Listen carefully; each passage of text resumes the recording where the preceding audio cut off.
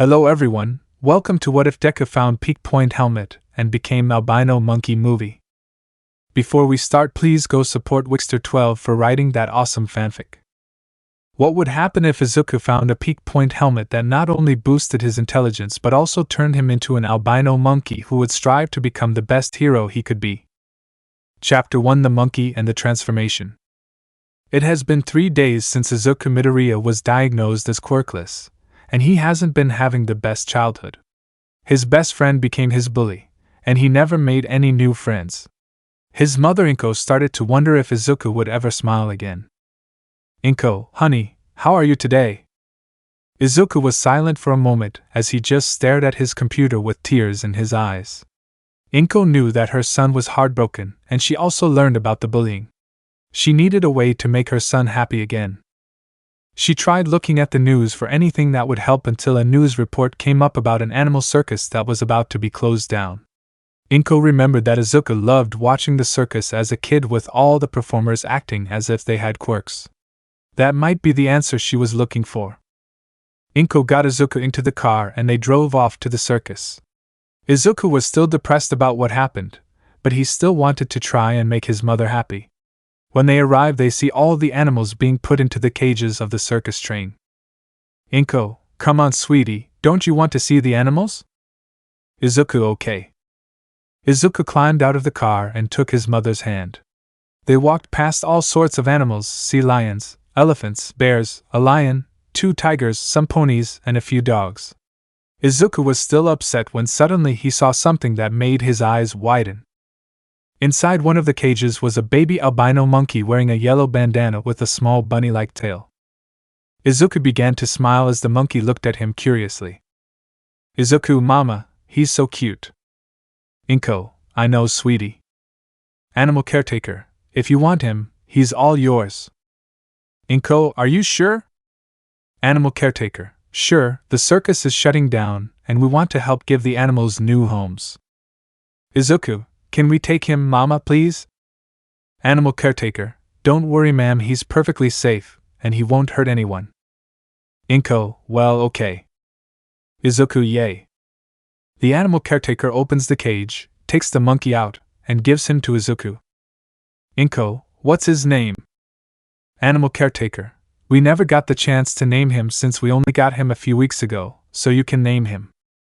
"Izuku, what about the moon?" "Inko, that sounds like a nice name, honey."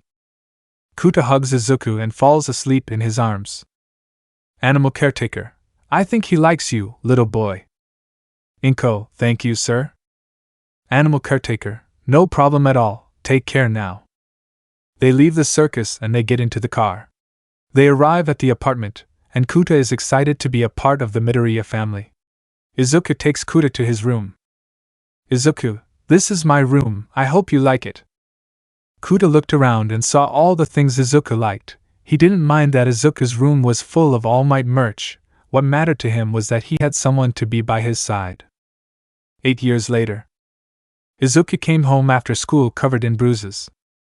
"Inko, honey, are you okay?" Izuku was now 12 years old and attending Aldera Junior High. Ever since he was diagnosed as Quirkless, his former best friend Katsuki Bakugo has been bullying and beating him for being weaker than his peers. "Izuku, I'm fine, mom." "Inko, no you're not, I should have known that Katsuki would keep this up, and now that you're in middle school it's only gotten worse. I'm calling Mitsuki about this." "Izuku, no, please, if you do then he'll hurt me even more." "Inko, honey, I can't let you suffer like this. But I'll stay quiet about it. But if you come back with more injuries I'm telling her." "Izuku, okay mom, hey where's Kuta?" "Inko, he's been waiting in your room." "Izuku, I wish I could bring him, but school policy forbids it." "Inko, maybe once you're in UA you can ask the principal if it's okay." "Izuku, okay mom."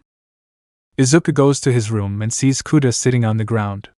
Kuta grew a lot since he was adopted by the Midoriyas. He was now a lot taller, and was wearing red shorts which he started wearing after seeing Izuku put his on. "Izuku, moon!" Kuta got up and jumped into Izuku's arms and hugged him tightly.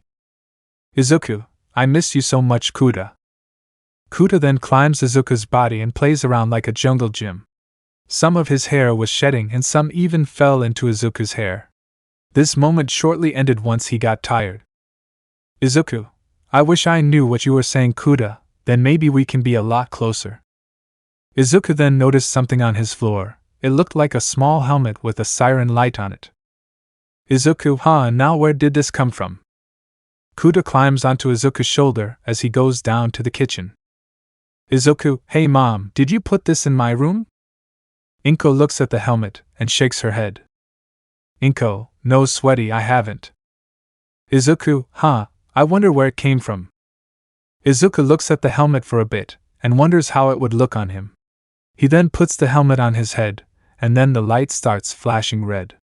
Izuku then starts to feel an enormous headache as he feels some of his bones elongate.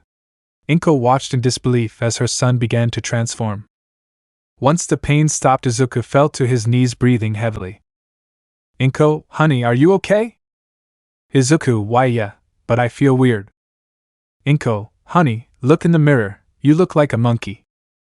Izuku goes to a mirror and sees he really is a monkey. He was covered in white fur, and the helmet he wore changed shape to allow some of his hair to poke out. He then took off his shoes and socks and saw that his feet looked like hands. He still had some green hair on his head, but most of it turned white with purple and blue tips, and some of it covered his right eye. Izuku stared at himself, and he was happy.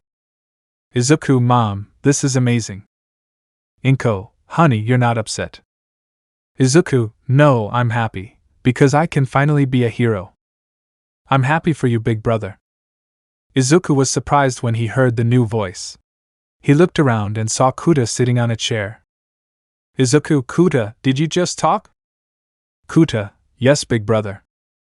Izuku, it's amazing. Inko, honey, Kuta didn't say anything. Izuku, then maybe I can understand him. Inko, honey, this is amazing to hear. Izuku, did you mean it when you called me big brother?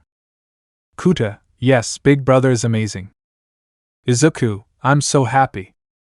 Izuku and Kuta hugged one another, and they were joined by Inko, who was really happy for her son. Chapter 2, Bakugo's reaction, the little girl and training. Izuku was heading to school, and when he arrived, all the students were wondering if he was a new student. He arrived at his class and sat in his chair. Not long after, Bakugo arrives. Bakugo, hey, that's not your seat, and who are you? Izuku, I'm hurt, you don't recognize me, Kaken. Everyone's eyes widened. The boy sitting in Izuku's chair was in fact Izuku himself. Bakugo, no way, Deku. Izuku, you remember. The teacher walks in and everyone takes their seat. Teacher, morning everyone. As you all can see, Midoriya has finally developed his quirk. Because of this new development, I hope you will all treat him better. He looks at all the students with a cold look which made them all tense up. They nod and the teacher begins teaching. Bakugo was staring at Izuku with an unamused look. Everyone leaves and Izuku packs up. Bakugo goes to him. Bakugo, you think you're better than me just because you got a quirk, Deku? Izuku, no, of course not.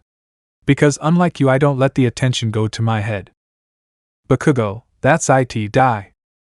Izuku dodges out of the way and used his telekinesis to send Bakugo into a wall, knocking him out.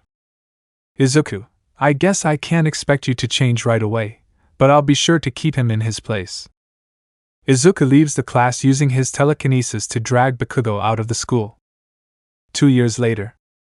Izuku was now in his final year of middle school and his life started to get better. Not only did the kids, except Bakugo, stop bullying him, but he also started getting a better handle on his new powers. He learned that the reason he turned into an albino monkey was because of the shed hairs from Kuta that fell into his hair, and the helmet he was wearing triggered the transformation.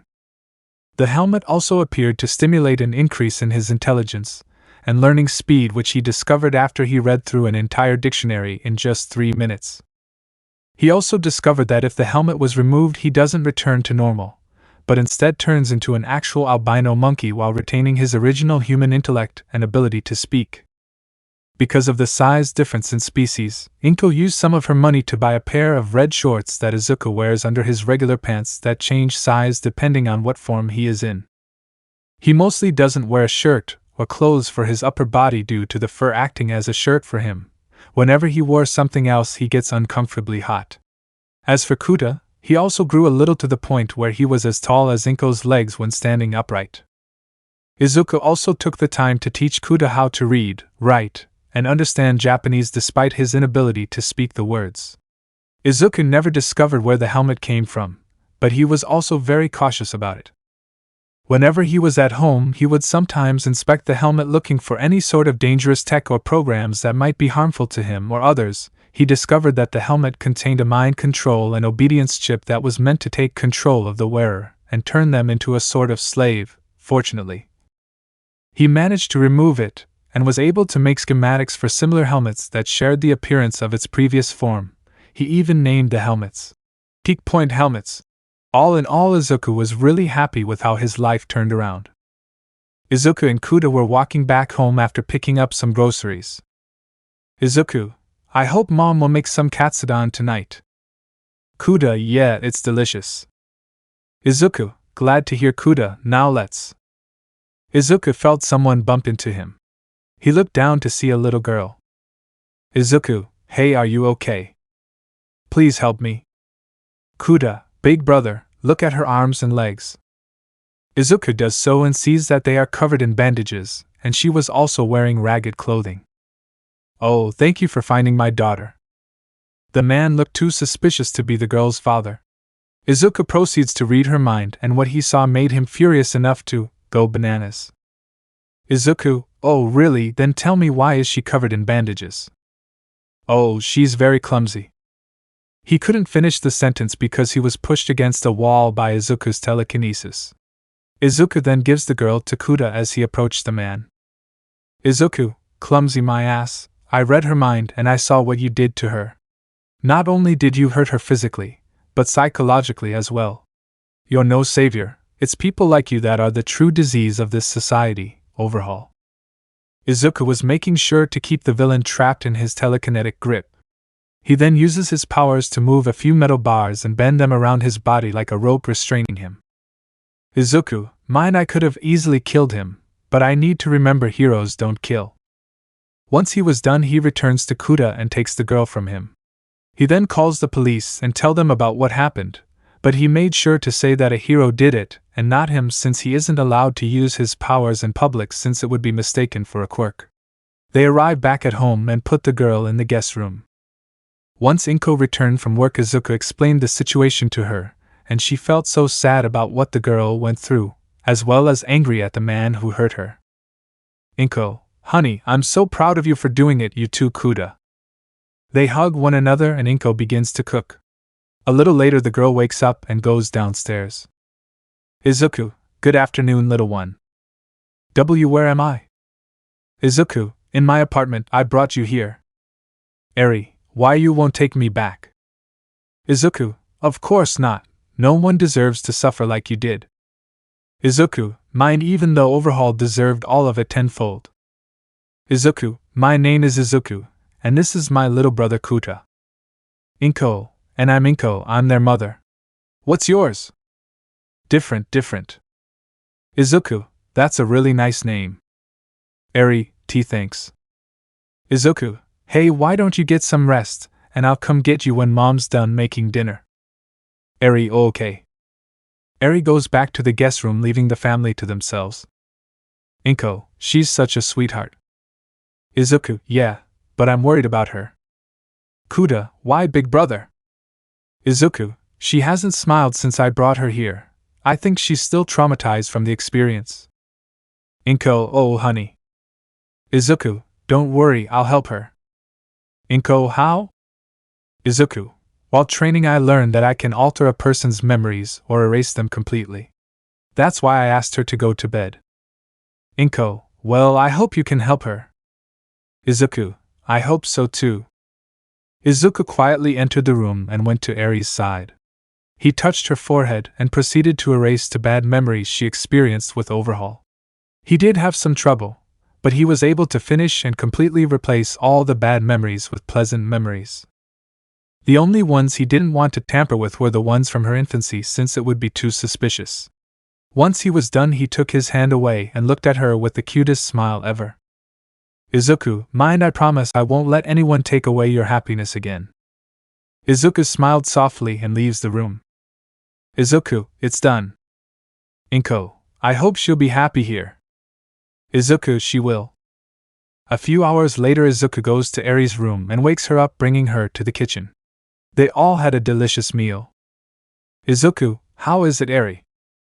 Eri, it's amazing, Papa. This surprised everyone, especially Izuku. Eri, don't you want to be my papa? Izuku smiled softly and hugged Eri. Izuku, no Eri, it just surprised me is all, I'll be your papa. Eri, yay. Kuda, mind, does that mean I'm an uncle? Inko, mind, I have a granddaughter. Izuku, hey Eri, why don't you go wash up and I'll read you a bedtime story. Eri, okay. Eri goes to the bathroom to clean her hands. Inko, was that you doing? Izuku, no, I'm just as surprised as you are. Maybe she sees me as a parental figure after I saved her. I just replaced the memory of her escaping from Overhaul with a memory of him finding her and chasing after her. Inko, so she thinks you're her papa because of what you did? Izuku, I guess so. Hey Kuda, you've been quiet for a bit, are you okay? Kuda, sorry, I'm still processing the fact that I'm gonna be an uncle. Izuku, yeah, I guess that makes sense. Inko, so you're willing to be her father? Izuku, I'm okay with it, but can you help me in helping with parenting? Inko, sure honey, I might as well teach Kuda as well. Moon, okay. Once they were done, Izuku goes to Eri's room and reads her a bedtime story. He heads to his room and goes to bed with Kuda by his side.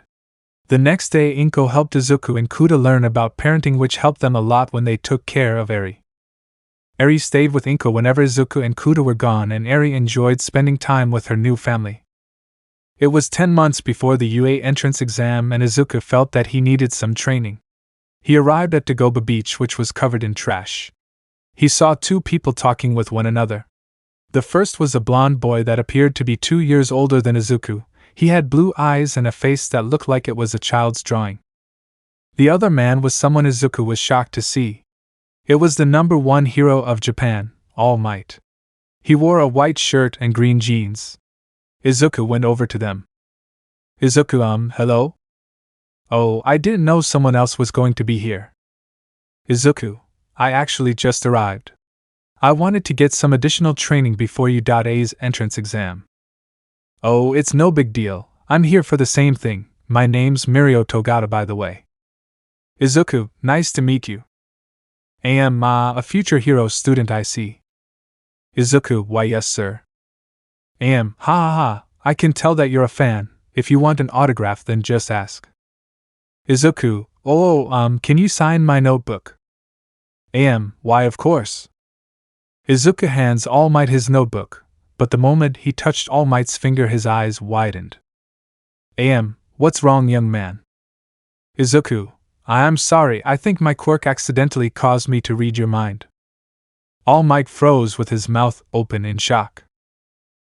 So did you see? Izuku, why yes. In a flash, All Might debuffed, looking more like a skeleton. Izuku, I'm really sorry, sir. It's okay, young man, it wasn't your fault. But can you please keep what you saw a secret? Izuku, yes sir, no one will know, apart from my monkey brother who is following me. They looked to see Kuda sitting on a bench with a confused expression. Mirio, that's your brother? Izuku, we adopted him from a circus 10 years ago, and he sees me as his big brother. Don't worry, he's good at keeping secrets. I see, good to know, young.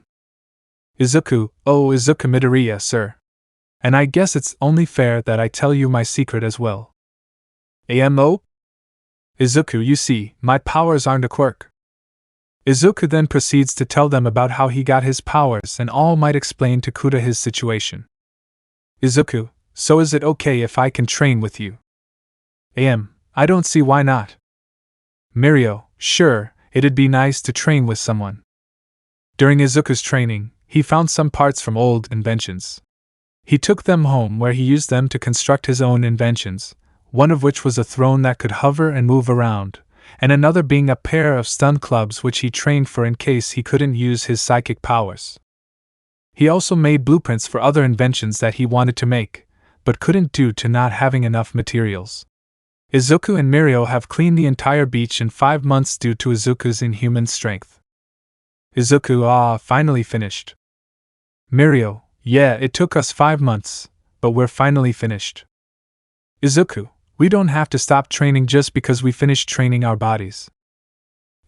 What do you mean, young Midoriya?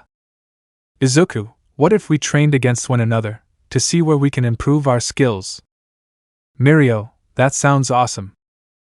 I like it, we shall start tomorrow. Izuku, sounds like a plan. For the next 5 months, Izuku and Mirio trained effortlessly against one another with Almight and Kuda as the spectators.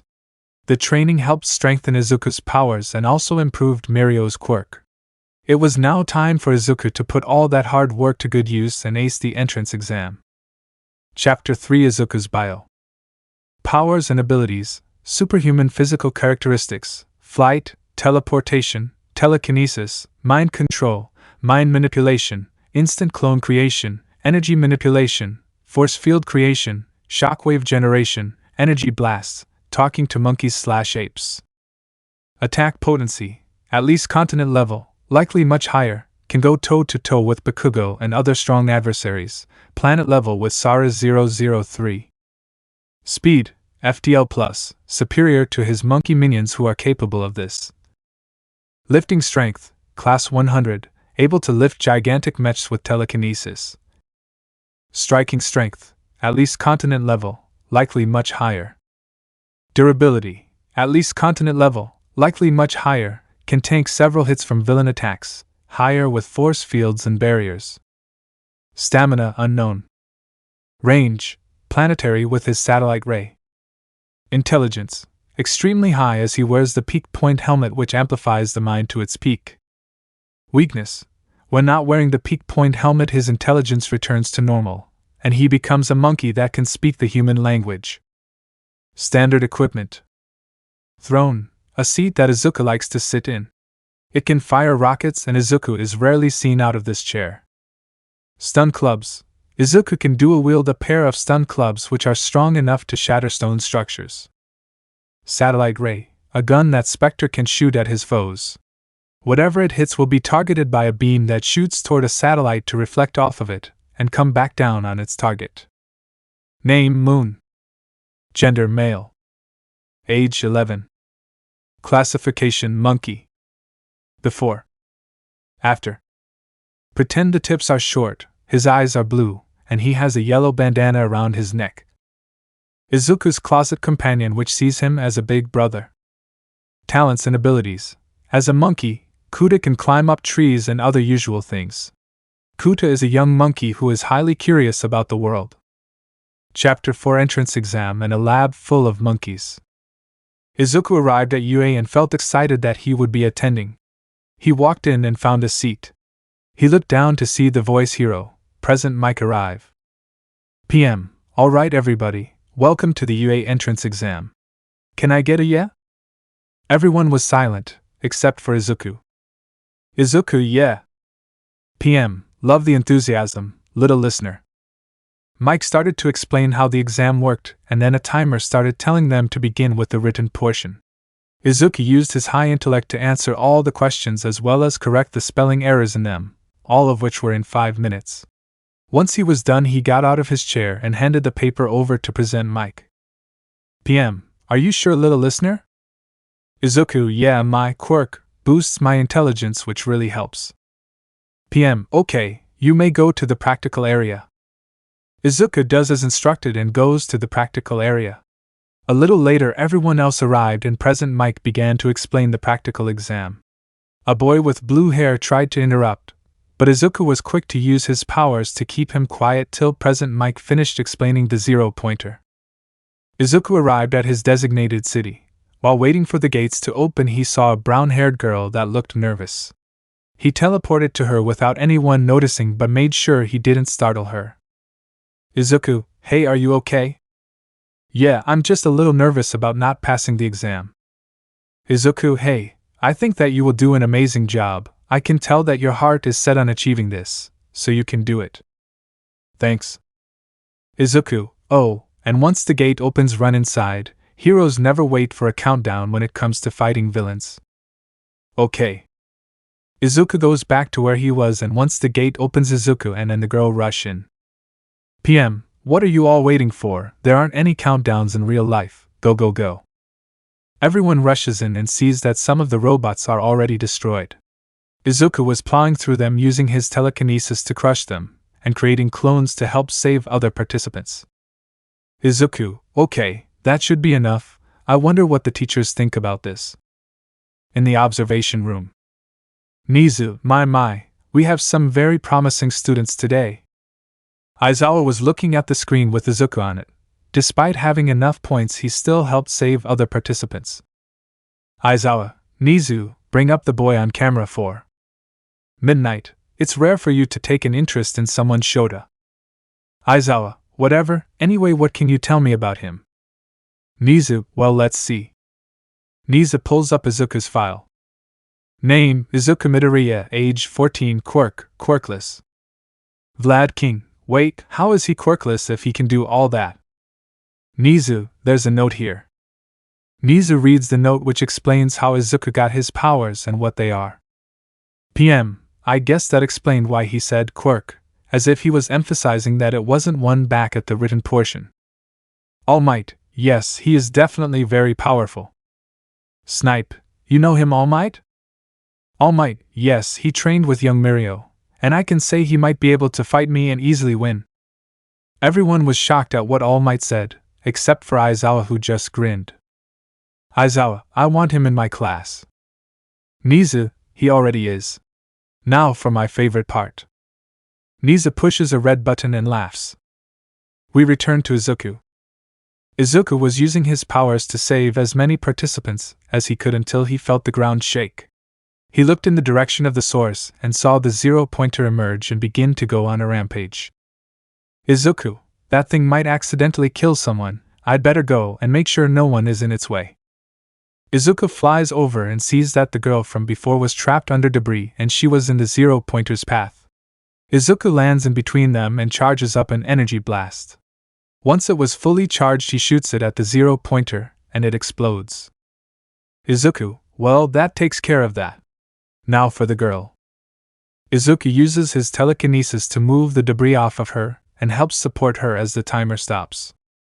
Izuku, you okay? Yeah, but I hurt my ankle. Izuku, don't worry, Recovery Girl is on her way. They waited for a bit, and just as expected, Recovery Girl arrived handing out gummies to the participants. She walks over to Izuku and the girl. RG, are you hurt, young man? Izuku, no, but her ankle hurts. RG, well then, let me see. Recovery Girl uses her quirk on the girl and that healed. RG, well now you're free to leave whenever you want. I'm going to go see if anyone else needs help. Izuku nods and heads home. Wait, I didn't get your name. Izuku, my name is Izuku Midoriya. Izuku gave a gentle smile and left. We now go to the Midoriya residence. They were having sushi for dinner. Inko, so how did it go? Izuku, it went really well, Mom. I kind of lost track of how many points I got, but I know I got more than enough to pass. Eri, that's amazing, Papa. Izuku, oh, and I talked to Nizu and he said that Kuda can come. Kuda, I'm so excited. Izuku, I'm glad you're happy, little brother. Once they finished eating, Izuku and Kuda returned to their room. Moments later, Inko arrived with the letter from Yue. Izuku opened it, and was not only happy to hear that he got in, but that he also broke Uda's previous record for most points earned. Once the recording ended, Izuku and Kuda went downstairs and they all celebrated Izuku's acceptance into UA. The next day, Izuku goes to the spare room in their apartment, which he converted into a laboratory. Izuku, now let's see how you're all coming along. The lights turn on, revealing 8 chambers filled with monkeys wearing peak point helmets. Each group was wearing different colored shorts. The ones wearing yellow shorts were just doing normal things like eating, playing, etc. The ones wearing light blue shorts and nervous expressions were all hiding using stuff around them, including large vases, tree branches, pillow forts, etc. The ones wearing blue shorts, scarves, running shoes, and goggles were running around the chamber in races and on treadmills. The ones wearing red shorts and boxing gloves with angry expressions were all fighting one another or training using the dumbbells, punching bags, and practice dummies.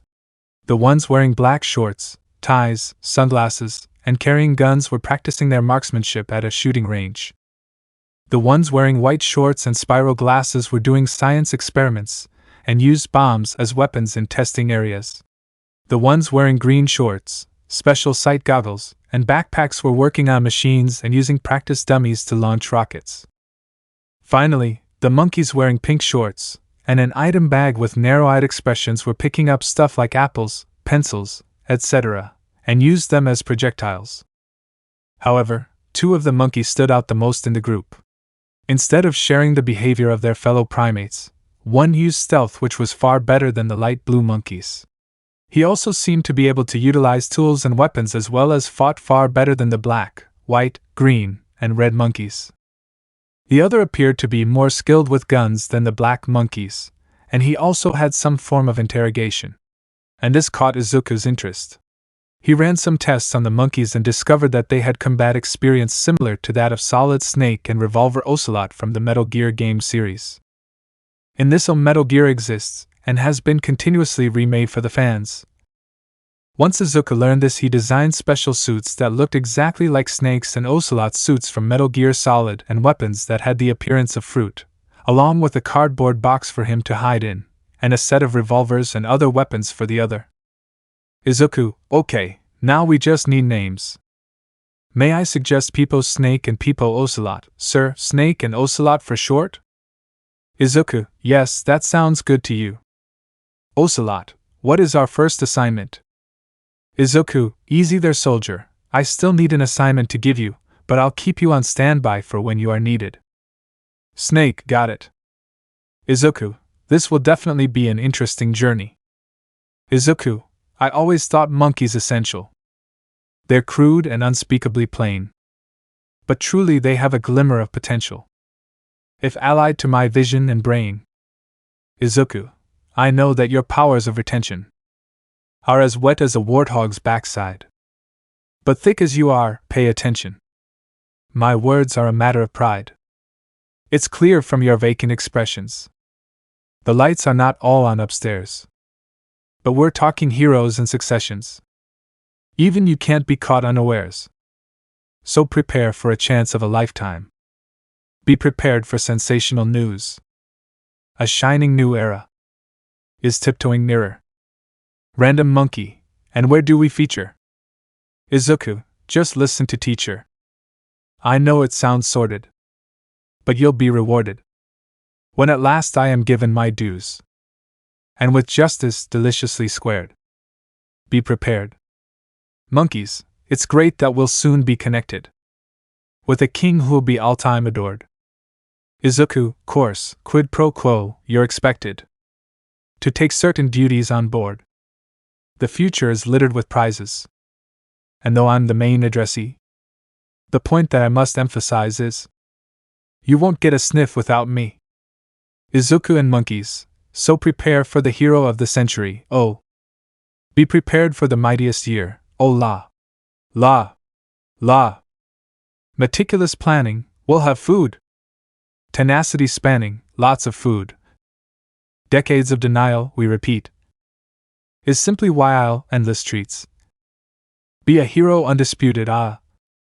Respected, saluted, ah. And seen for the wonder I am, ah. Yes, my dreams and ambitions are bared, oh. Be prepared. Monkeys, yes, our dreams and ambitions are bared. Izuku and monkeys, be prepared. Chapter 5 People Monkey Bios. Hey guys, this chapter will be explaining all the people monkeys that Izuku will have as allies. Also, if there are any missing images, it's because there are either too many, or the image doesn't exist. Now without further ado, let's begin. Yellow, the most common color a people monkey can be seen wearing. There isn't any extra feature or item shown. These apes can usually be caught easily, although this varies, especially since some wield weapons such as laser guns. Blue, sad little people monkeys that are very nervous and skittish should you get too close. They often have below average stats except for alertness, and are often considered weak and wimpy because of this. However, due to their fearful nature, they often have good hiding spots and levels. Blue, these apes wear running shoes, goggles, and scarves. They usually have very high speed stats and are quite fast at moving around in comparison to others. Can also sometimes throw banana peels. Red, tough monkeys with a lot of firepower. In the first game, they used a combination of machine guns, missiles, and bombs. In later installments, this was changed to them wearing boxing gloves, and they aren't afraid to beat you up when you get too close. Their attack, aggression in Ape Escape 2, is usually higher than other monkeys. Black, distinguished by their black tie and sunglasses, these monkeys carry submachine guns, and the very moment they notice you, they will fire their guns. They can't move nor turn around while firing, making their backs especially vulnerable. They also tend to have decent attack or aggression stats. White, spiral glasses wearing monkeys. They had the highest alert rate of all in the first game, known for their ability to spot the player, but in later installments, their alert rate was lowered and they became known for struggling to spot the player. In addition, they have the ability to throw bombs. Green, apes wearing special sight goggles and a backpack that can fire missiles. They seem to be more into technology and currently have the highest alert rate. Pink, they are almost like yellow pants people monkeys, but with thinner eyes. They can throw items at enemies. They have a pink item pack worn around their necks and seem uneasy. Too many images for the chapter. No color, monkeys that wear unique costumes, making the color of the pants they wear, and the type of monkey they are, impossible to tell. While most of them will still have the properties of whatever type they are, others use the properties of the costume they wear to their advantage. These kinds of monkeys are represented by a pants icon with all the possible pants colors but with a question mark at the side of it. Name, Peepo Snake. Gender, male. Age, unknown. Classification, soldier, ape. Powers and abilities, superhuman physical characteristics, stealth mastery, weapon mastery, sleep manipulation, with banana pistol, explosion manipulation, with pineapple and watermelon grenades. Attack potency, small building level, can destroy large robots including Metal Gear itself. Speed, supersonic, can dodge bullets. Lifting strength, unknown. Striking strength, small building level. Durability, small building level, can survive grenade explosions. Stamina, superhuman. Range, standard melee range to hundreds of meters. Standard equipment, banana pistol, pineapple grenades, watermelon grenades, cardboard box. Intelligence, gifted. Weaknesses, none notable. Name, Peepo Ocelot. Gender, male. Age, unknown. Classification, soldier, ape. Powers and abilities, superhuman physical characteristics, martial arts. Attack potency, small building level, can fight on par with Peepo Snake. Speed, supersonic, scales to his Peepo Snake who can dodge bullets. Lifting strength, unknown. Striking strength, small building level. Durability, small building level, can survive grenade explosions. Stamina, superhuman. Range, standard melee range and long firing range. Standard equipment, Metal Gear and revolvers. Intelligence, gifted. Weaknesses, none notable. Now to talk about the different colors the helmets will show. Blue, this color symbolizes a relaxed mood. The monkey usually attend to his own business. Yellow, the monkey is alert. He will examine the area around him in order to see if there is someone nearby. Red, this is the fully alarmed state. The monkey is ready to fight, to run everywhere, and to throw banana peels against an assailant. Chapter 6 First Day and Quirk Apprehension. Izuku got dressed and was ready for his first day at UA. he put in a request that didn't need to wear a shirt during class, which Niza accepted. Inko, do you have your pens? Izuku, yes. Inko, your erasers? Izuku, yes. Inko, your books? Izuku, yes mom, I got them all. Inko and Eri hug Izuku and Kuda. Inko, we're so proud of both of you. Eri, I hope Papa has a nice day. Izuku, I will snowball. They say their goodbyes and leave. They arrived at UA and Izuku was really excited for his first day. They searched for the classroom until they found it. Izuku, I wonder who my classmates will be? Kuda, well, I hope they are nice. Izuku opens the door to find Bakugo arguing with the blue-haired boy from the exam. Both, mind we should have known. Izuku wanted to avoid getting roped into the conversation only for the boy to notice him and head over. What are you doing with that animal in school? Izuku, for your information, he happens to be my brother, and I got permission from the principal for him to come. Oh, I see. I'm sorry for my rudeness. I am Tenya Ida from Sumai Academy. Izuku Midoriya, Aldera Junior High. Hey, I know that name. Izuku looks behind him to see the brown-haired girl he saved from the zero-pointer. Izuku, hey, it's great to see you made it in. Yeah, I was really worried, but thanks to you I got in. Izuku, blushing, well, I just gave some advice, no big deal. Kuda, mind is big brother blushing? Does he like this girl? Then that means Eri might get a mama, and I could get a sister-in-law. Anyway, my name is Achiko Uraraka. Izuku, well, it's nice to officially meet you. Bakugo, mind that damn Deku got in, I'll show him. Izuku, by the way sensei, you can come out now. Everyone, huh? Aizawa, glad to see someone noticed. Welcome to the UA Hero course. My name is Shota Aizawa and I'll be your homeroom teacher for the next 3 years. Now, normally you would be going to orientation, however, the principal gives the teachers the freedom to run the class however they want. So, for your first day, you will be having a quirk apprehension test, so put these gym clothes on and meet me outside, and don't waste time.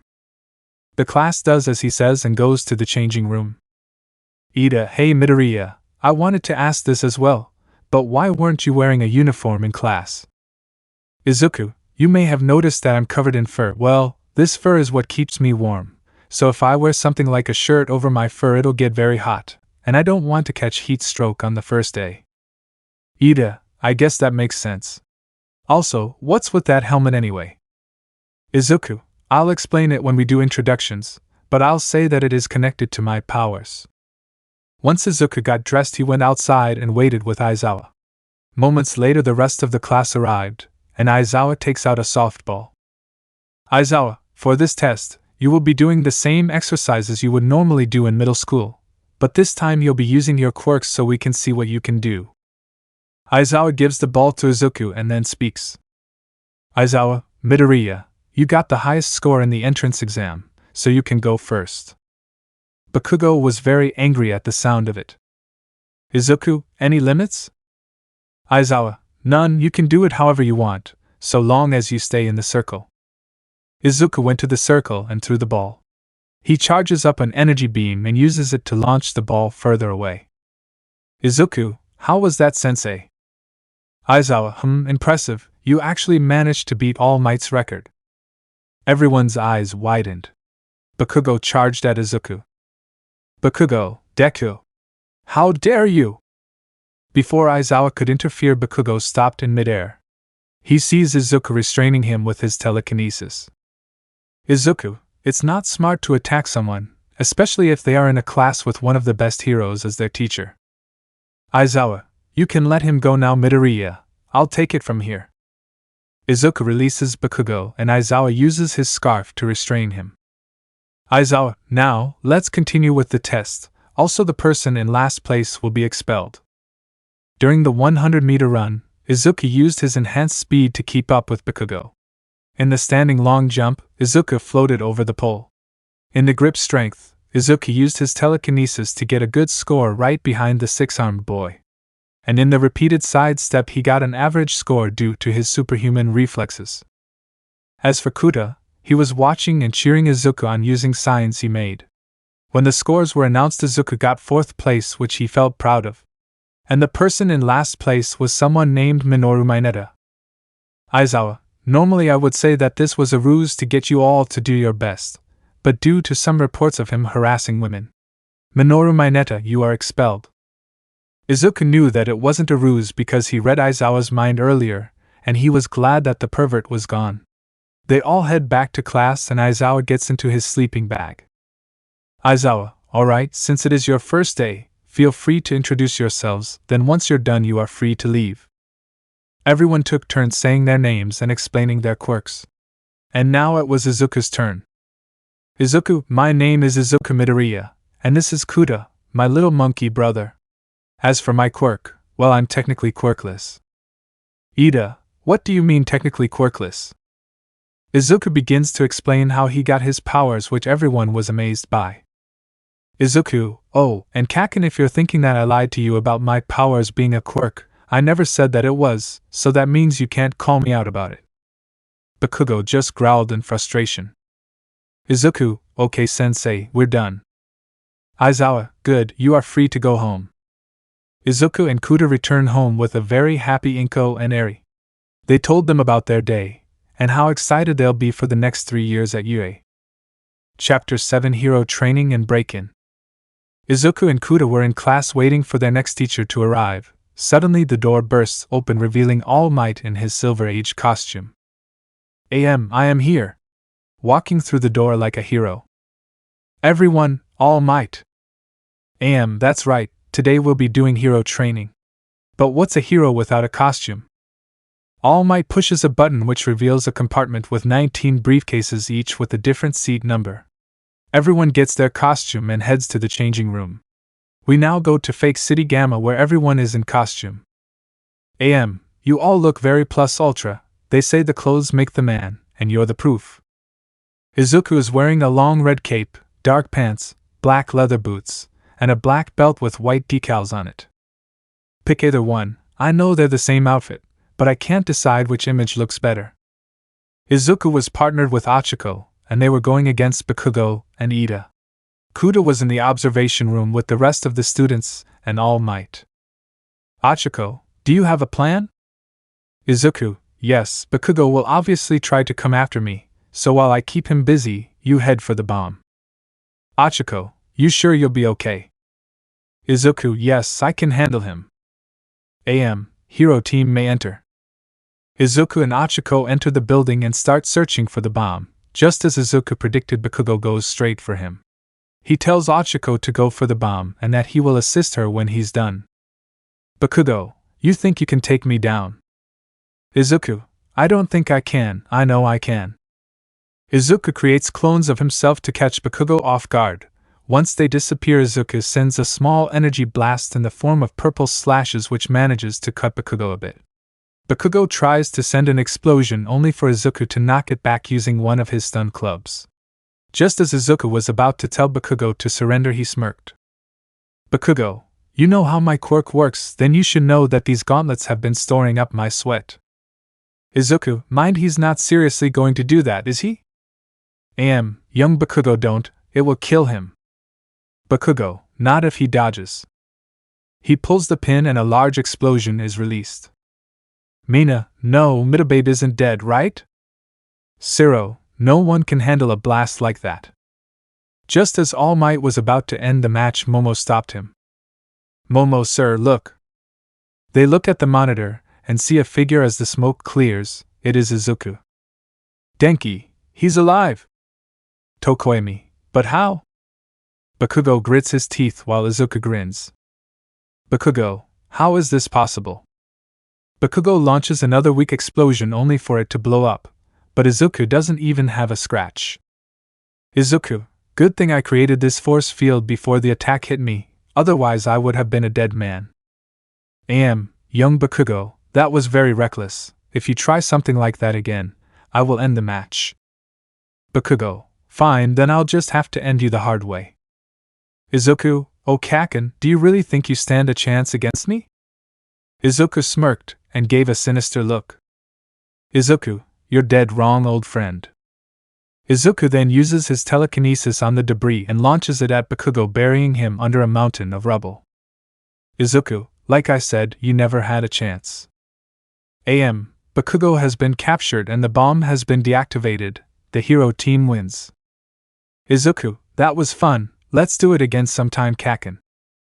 Bakugo, grr, I'll get you for this, Deku. Izuku, doubtful.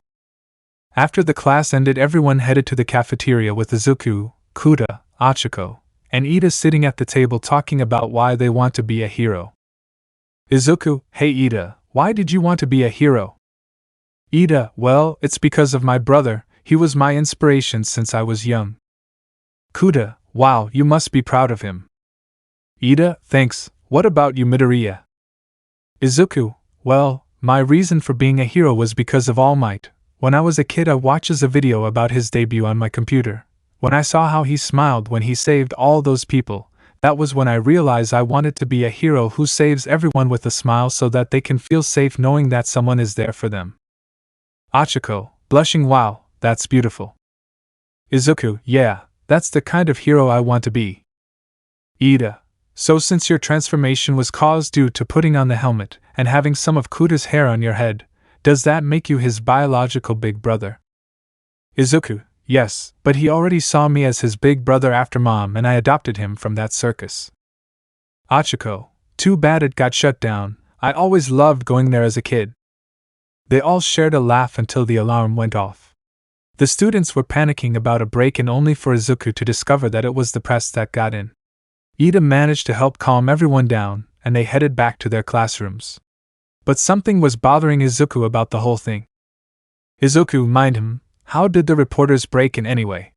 Something tells me that there's gonna be trouble at the USJ, and I might need Snake's infiltration skills for a mission. Once Izuku returns home, he tells Snake about this, and he agrees to help in any way he can. Ocelot was a bit upset that he wasn't picked, but he felt better after Izuku told him that Nizu recommended that he bring a few monkeys along with him on the field trip. Chapter 8: Monkey Madness at the USJ and Snake's Recon. Izuku was on the bus heading to the USJ. Kuta stayed home because Izuku didn't want him to get lost or injured in one of the simulations. Tsuyu, hey Midoriya, can I ask you something? Izuku, sure, what is it? Tsuyu, what happens when you take the helmet off, or when it gets damaged? Izuku, well, the thing is whenever I take the helmet off I don't turn back to normal, instead I turn into a monkey. The downside is I can't use my powers when that happens, and my intellect reverts to my original intellect, but the good thing about it is that I have the same skills as a normal monkey, including climbing. As for when the helmet gets damaged, I tried several methods to see how durable it is, and every time it managed to withstand it. I later discovered that it was made from a rare alloy that is resistant to anything, including heat and magnetism, so it's basically indestructible. Ijiro, wow, that sounds cool Midobro, all my quirk can do is harden my body. Izuku, hey, don't go bringing yourself down, with something like that you can become the ultimate defense. Ijiro, thanks Midobro. Aizawa, alright everyone, you can stop talking, we're here. Everyone gets off the bus where they meet the space hero, 13. She proceeds to talk about how quirks can be dangerous if not used properly. Aizawa, where's Almight? 13. Oh, he got called away on an important matter. 13 raises 3 fingers, which Izuku knew meant that he used up his 3-hour time limit. Aizawa, Sai should have known. They all enter the USJ and Izuku notices something at the central plaza. Ijiro, cool, I didn't know you had fake villains. Aizawa, what? Izuku, those aren't fake, we're under attack. Aizawa 13, protect the students. Aizawa goes down to fight off the villains. Unfortunately, the mist villain who introduced himself as Kurogyri manages to teleport some of the students to the various rescue simulations through the USJ. Luckily Izuku wasn't one of them. He used his powers to prevent Kurogyri from stopping Ida from escaping. He was also able to prevent 13 from accidentally injuring herself, but he knew that Aizawa wouldn't be able to handle all those villains alone. He teleports to Aizawa's side and gets into a fighting stance. Aizawa, I thought I told you to stay with the class. Izuku, the mist villain teleported some of the students to the different zones, Whatever that creature is, it's too strong even for you. Aizawa, alright, just don't get in my way.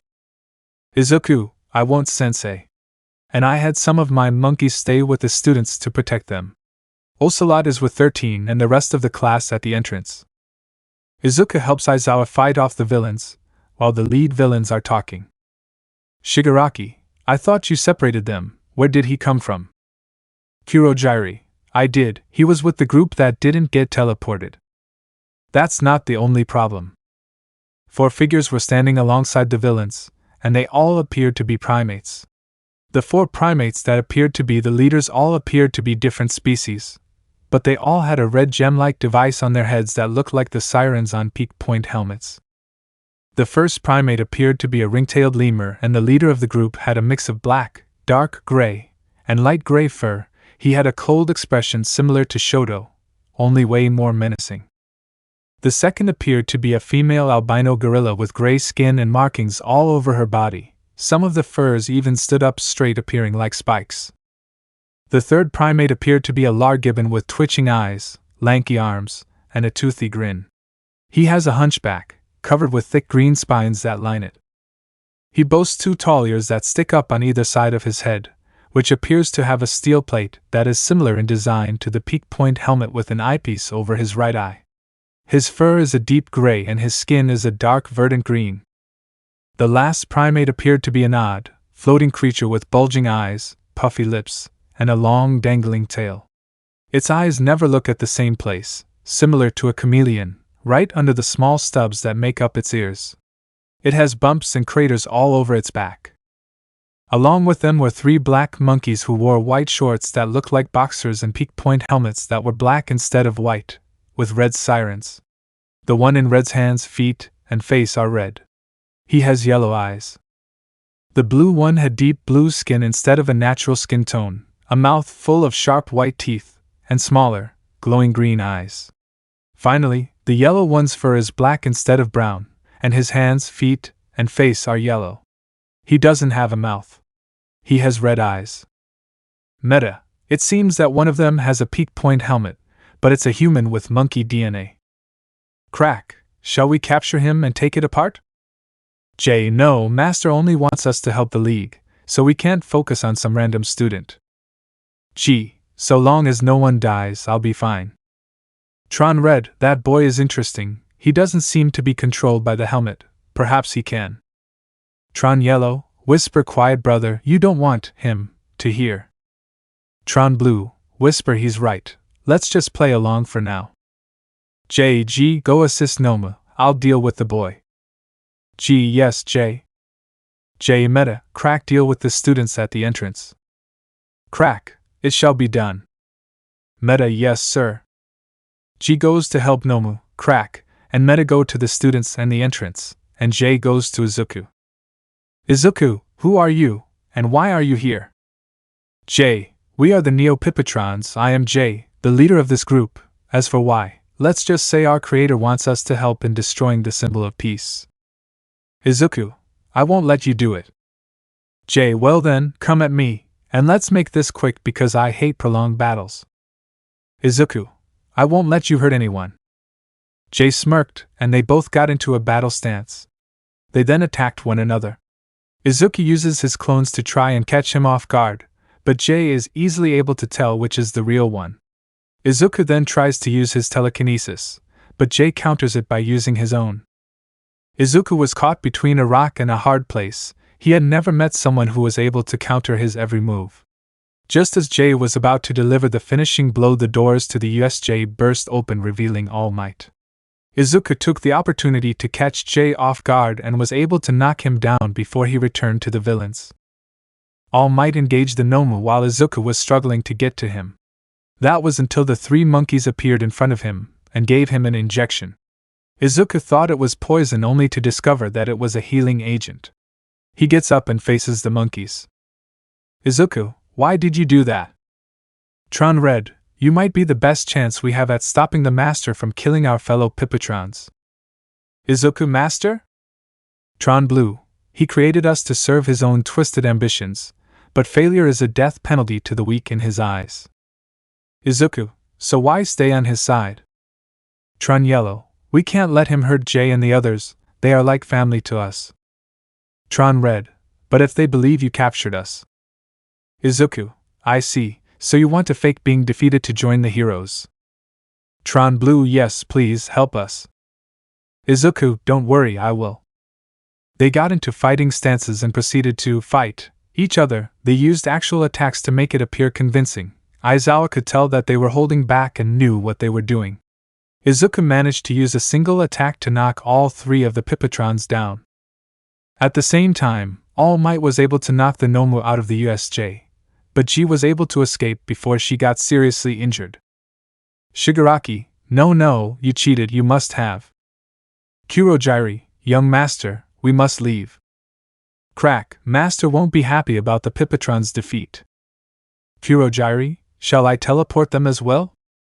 J, no, the hero student will be pulled in too. I could tell he wasn't strong enough yet. And it would be too risky. Kurojairi, very well. G, mine, I feel bad leaving them with the heroes. J, mine, don't worry, that boy is the key to our salvation. Izuku was able to listen in on the mental conversation, and could tell that they would have rather surrendered than stay with their master. The villains warped away, leaving the heroes to clean up the mess. Izuku and Aizawa managed to convince the police to turn the Pipitrons over to UA to try and get information from them.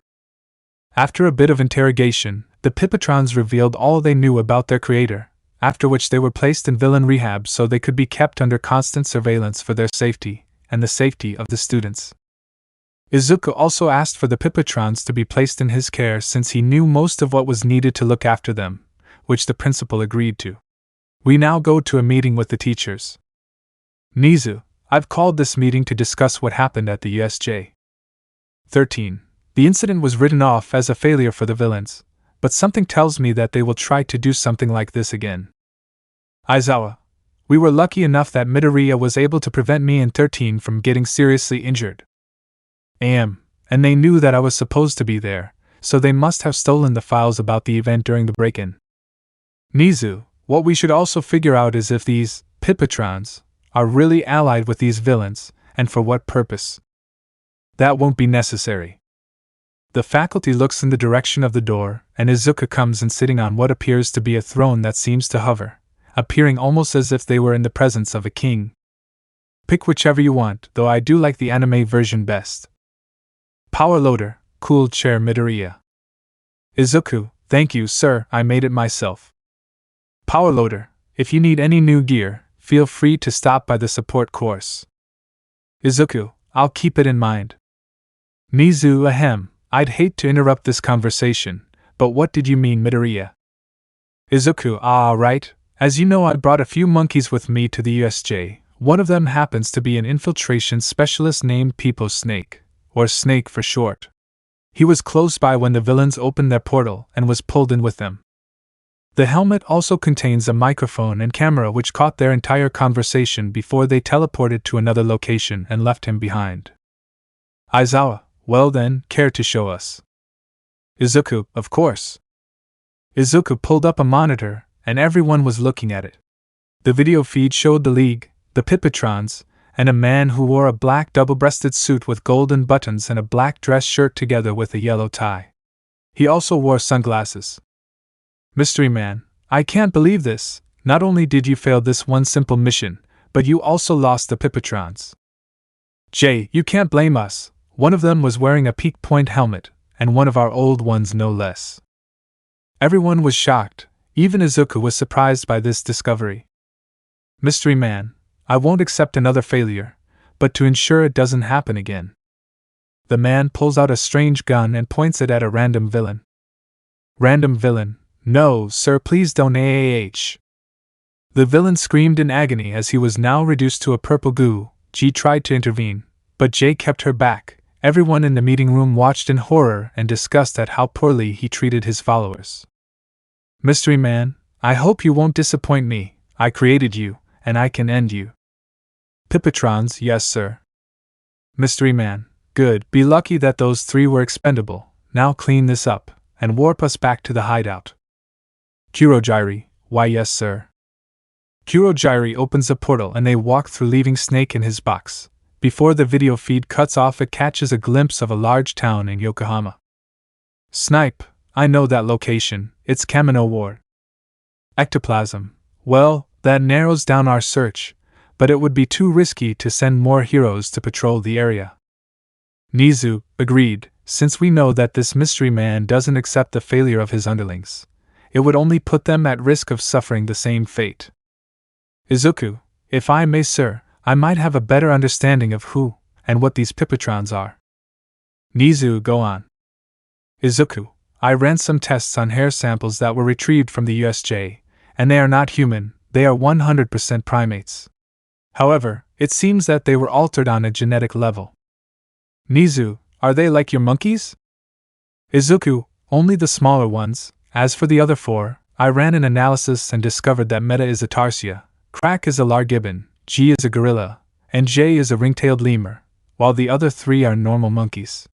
As for their powers, they aren't quirks, the genetic alterations seem to have given them these abilities. They also don't appear content with the man's methods of ensuring their loyalty, seeing as how G tried to stop what he was doing, but J stopped her, almost as if he was preventing her from trying to meet the same fate. Aizawa, and seeing as how they cause so much destruction, we need to put the students' safety as our top priority. Cementas, this is why Nisa asked me to begin construction on the dorms. Izuku, if I may, can you give me an extra room? I'll need somewhere to set up my lab. Nizu, I'll have it arranged by then. Izuku, thank you, sir, and hopefully, I'll have something ready for in case they try to attack the sports festival. Almight, good to hear, young Midoriya. Izuku, with that out of the way, I shall be on my way.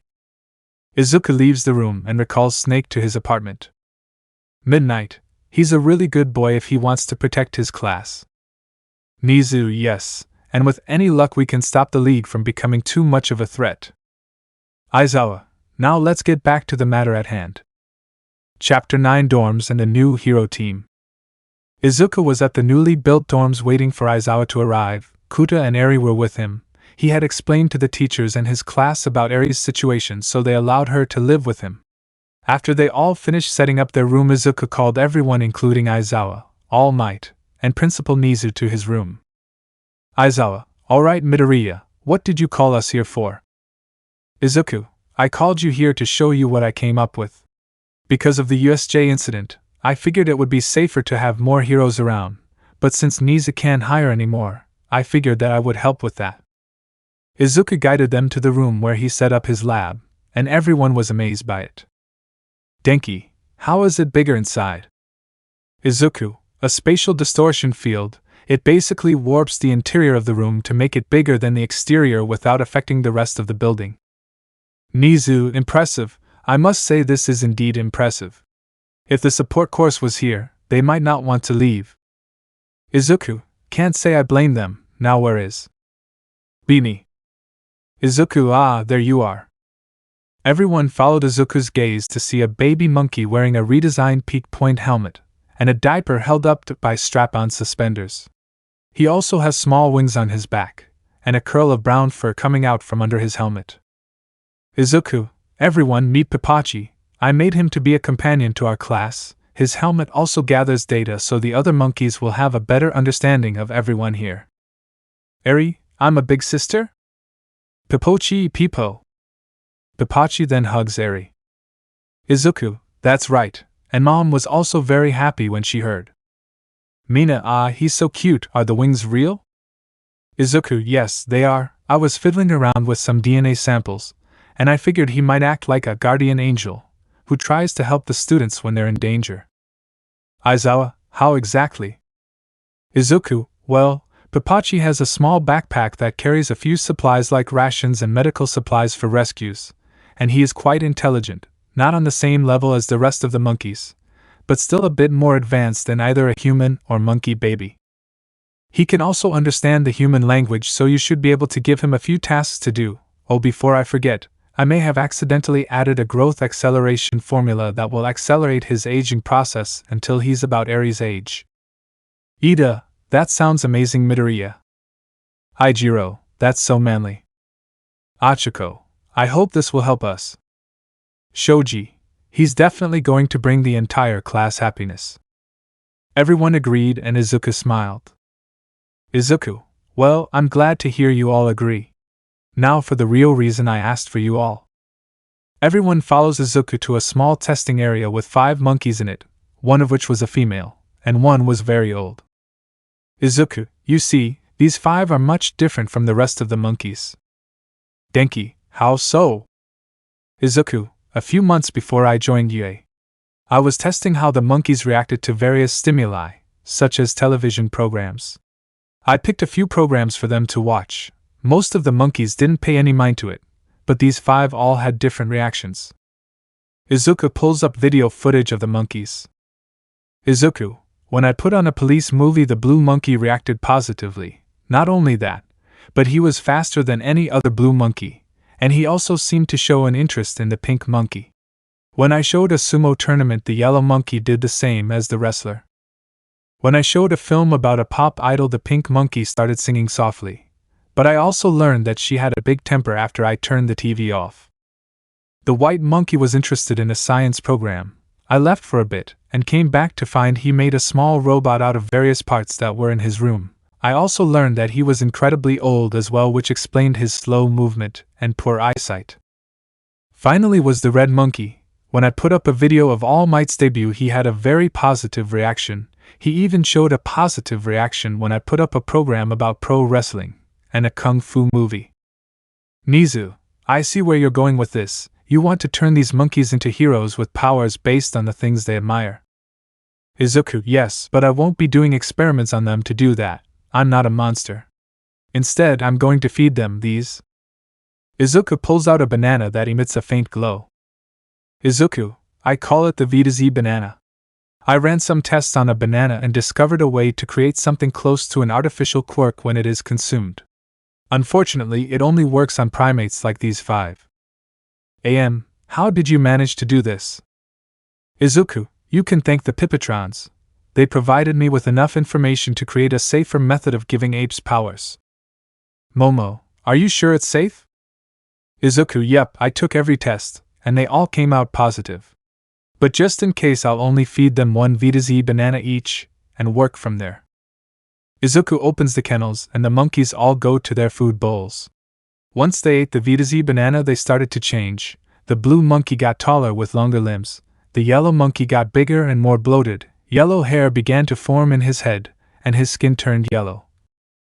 And the pink monkey grew to about the same size as a teenager with pink fur. She had short blonde hair that frames her face.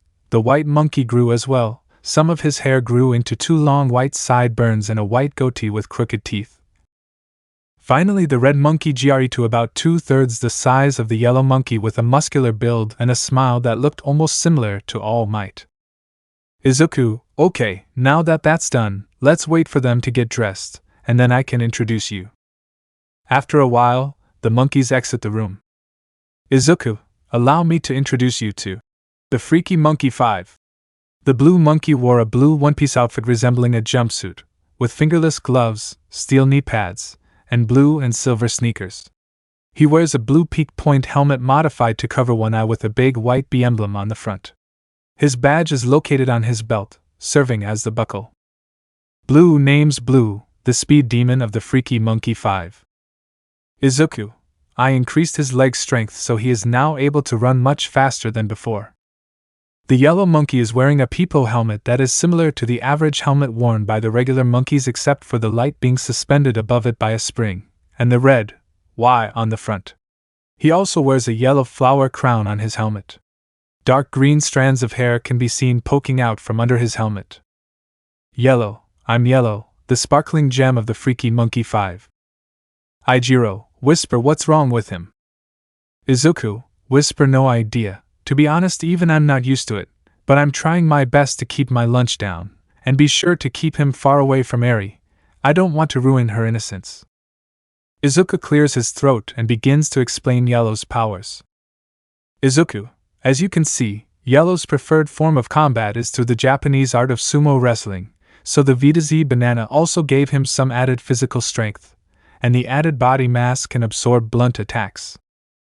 The pink monkey wore a simple pink tank top and a skirt with a dark brown belt that had a gold buckle in the center. She also had a straw hat with a peak point helmet built into it, and a pair of brown sandals with silver clasps around her ankles. Pink, I'm Pink, the singing sensation of the Freaky Monkey 5, nice to meet you all. She makes a cute pose which causes some of the girls' eyes to sparkle, and making Blue blush. Izuku. Her newly developed vocal cords can be used as both an attack and a way of hypnotizing anyone who hears her singing, making the listeners feel attracted to her like fans would. The white monkey has red and green goggles, similar to those green pants monkeys wear. Following this trend, he also has a silver backpack that can shoot missiles. The rest of his helmet is silver, and has 2 blue bars sticking out towards the top which act as his alert lights. He wears white shorts and a white loincloth beneath a silver belt and the buckle, a staple of the Freaky Monkey 5. White. I am the awfully talented white monkey of the Freaky Monkey 5. Izuku. I boosted his intelligence as well as his understanding of machines and schematics. Finally, the red monkey was wearing a superhero-themed costume, which included red boots and gloves, a red leotard with the number 1 in the center, a belt and buckle, blue shoulder pads, a red and white cape and collar, and finally a modified peak point helmet with antennae and the letter R in the center and green goggles. Red, I'm Red, the leader of the Freaky 5, and since I'm the leader, I'm super strong. These muscles are more than the villains can handle, kids. Yeah. Izuku. I increased his muscle mass to give him superhuman strength, and an ability to fly so he wouldn't risk straining his muscles. So what do you think? Nizu. This is definitely a step in the right direction, but we can't risk the League finding out about them. Izuku. Don't worry, I thought about that. Since they don't know that the 5 even exist, we'll keep them secret until they are needed. Nizu. Very well, but they'll have to stay here so we can monitor them. Izuku. No problem, and the Pipitrons already helped me set up their new rooms. Aizawa. Well, with that done, you might as well start training for the sports festival. Izuku. Yes, sir. They leave the lab and Izuku goes to train while the 5 are watching them and helping them improve what they could already do. Chapter 10 Freaky Monkey 5 and Pipitron Bios. Powers and abilities: superhuman speed and marksmanship. Attack potency: can easily knock down enemies when charging at them. Speed high.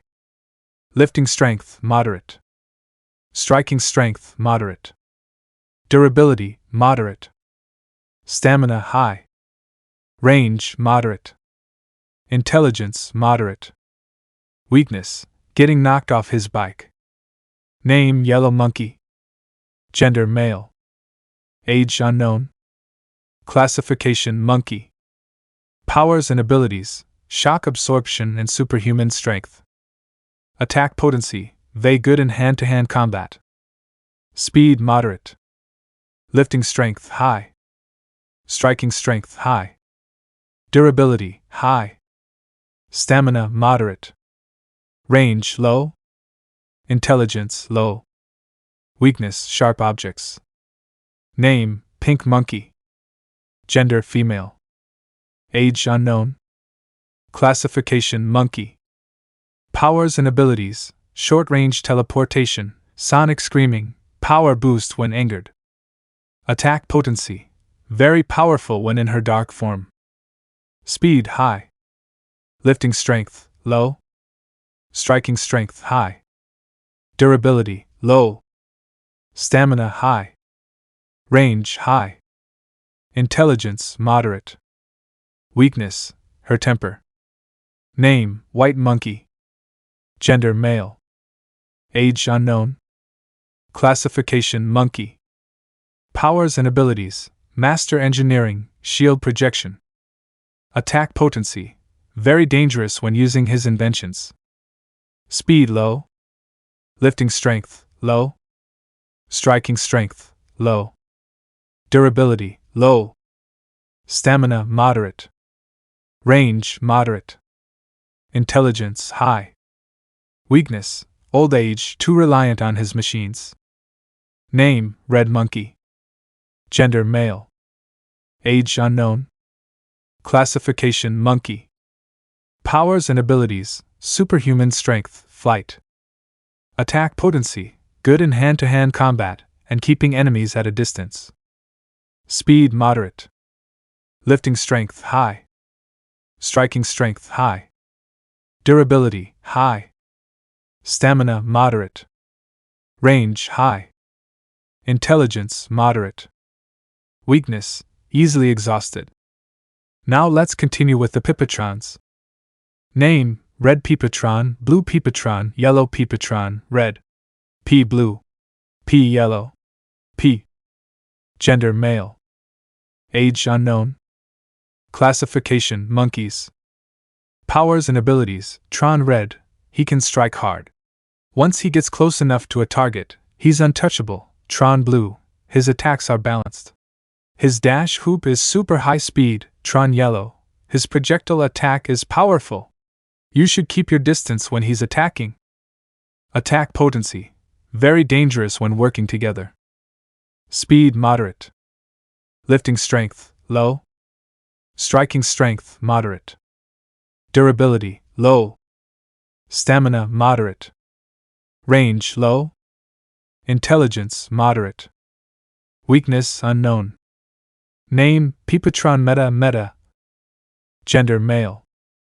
Age unknown. Classification: Tarsia.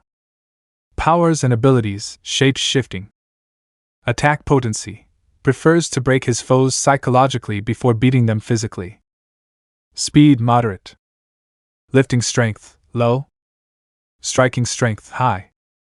Durability moderate. Stamina moderate. Range low. Intelligence high.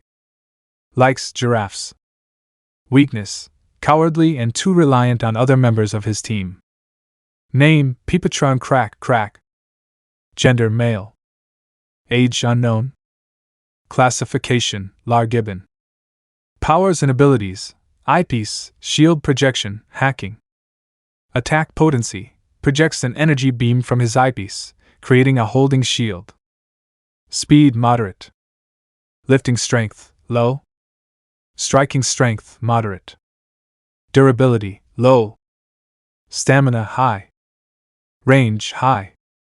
Intelligence high. Weakness: easily irritated. Name: Pipitron GG. Gender female. Age unknown. Classification: gorilla.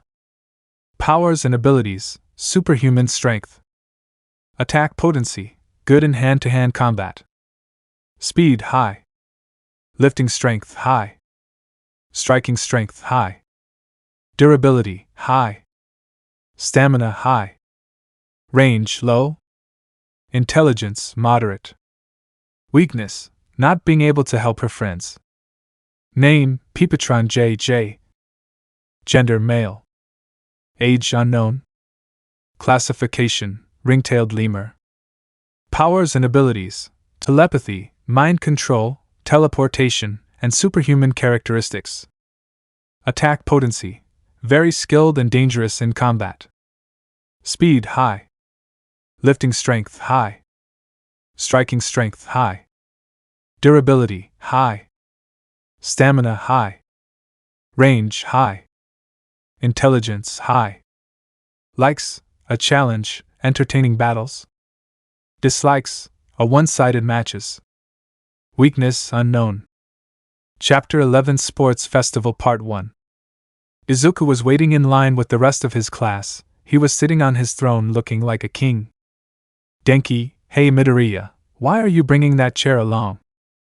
Izuku: first off, it's a throne, and second, because there's a chance that they'll call someone from each class to make a speech, and if they call me, I want to make a good impression. Momo: oh, I get it, since the sports festival is also meant to show the heroes what we are capable of, you want them to see what a great mind you have. Tsuyu: but isn't it illegal to bring support gear? Izuku: yes, but only if it was made by someone else. Since I made this and my stunt clubs, the rule doesn't apply. Tokoemi: ah, good to know. By the way, what's with the monkey holding the camera? Tokoemi points to a yellow monkey holding a camera. Izuku: oh, the camera sends live footage to my other monkeys back at the lab. It's a way of helping them understand the people they might work with.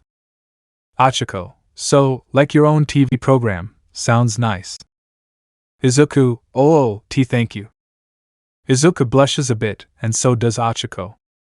Shoto, hey Midoriya, you seem like a very powerful student, but in a real fight I'm the strongest, so I'm declaring war on you. Izuku, okay, I know you're into this too, but in all seriousness can you not just say that we're just trying to have a good time?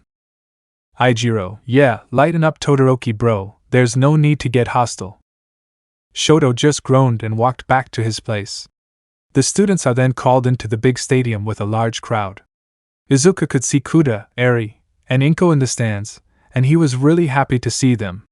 President Mike announced the beginning of the sports festival, and Midnight, who was the referee, called Izuku up to make a speech. Izuku floated to the pedestal, and then he spoke. Izuku, ever since I was young I always dreamed of a world where people don't get discriminated for what quirk they were born with, or if they were born quirkless. I always hoped that when I become a hero, I would be the kind of person who would be willing to help everyone, and seeing how far everyone has come, I can definitely say that everyone here has a chance to achieve their own dreams, so let's all push to help those in need, go beyond. Everyone, plus ultra! Izuku returns to his class with everyone cheering. Midnight, that was amazing Midoriya, now let's see what the first challenge will be. Midnight spins the wheel. Midnight, and it's an obstacle course.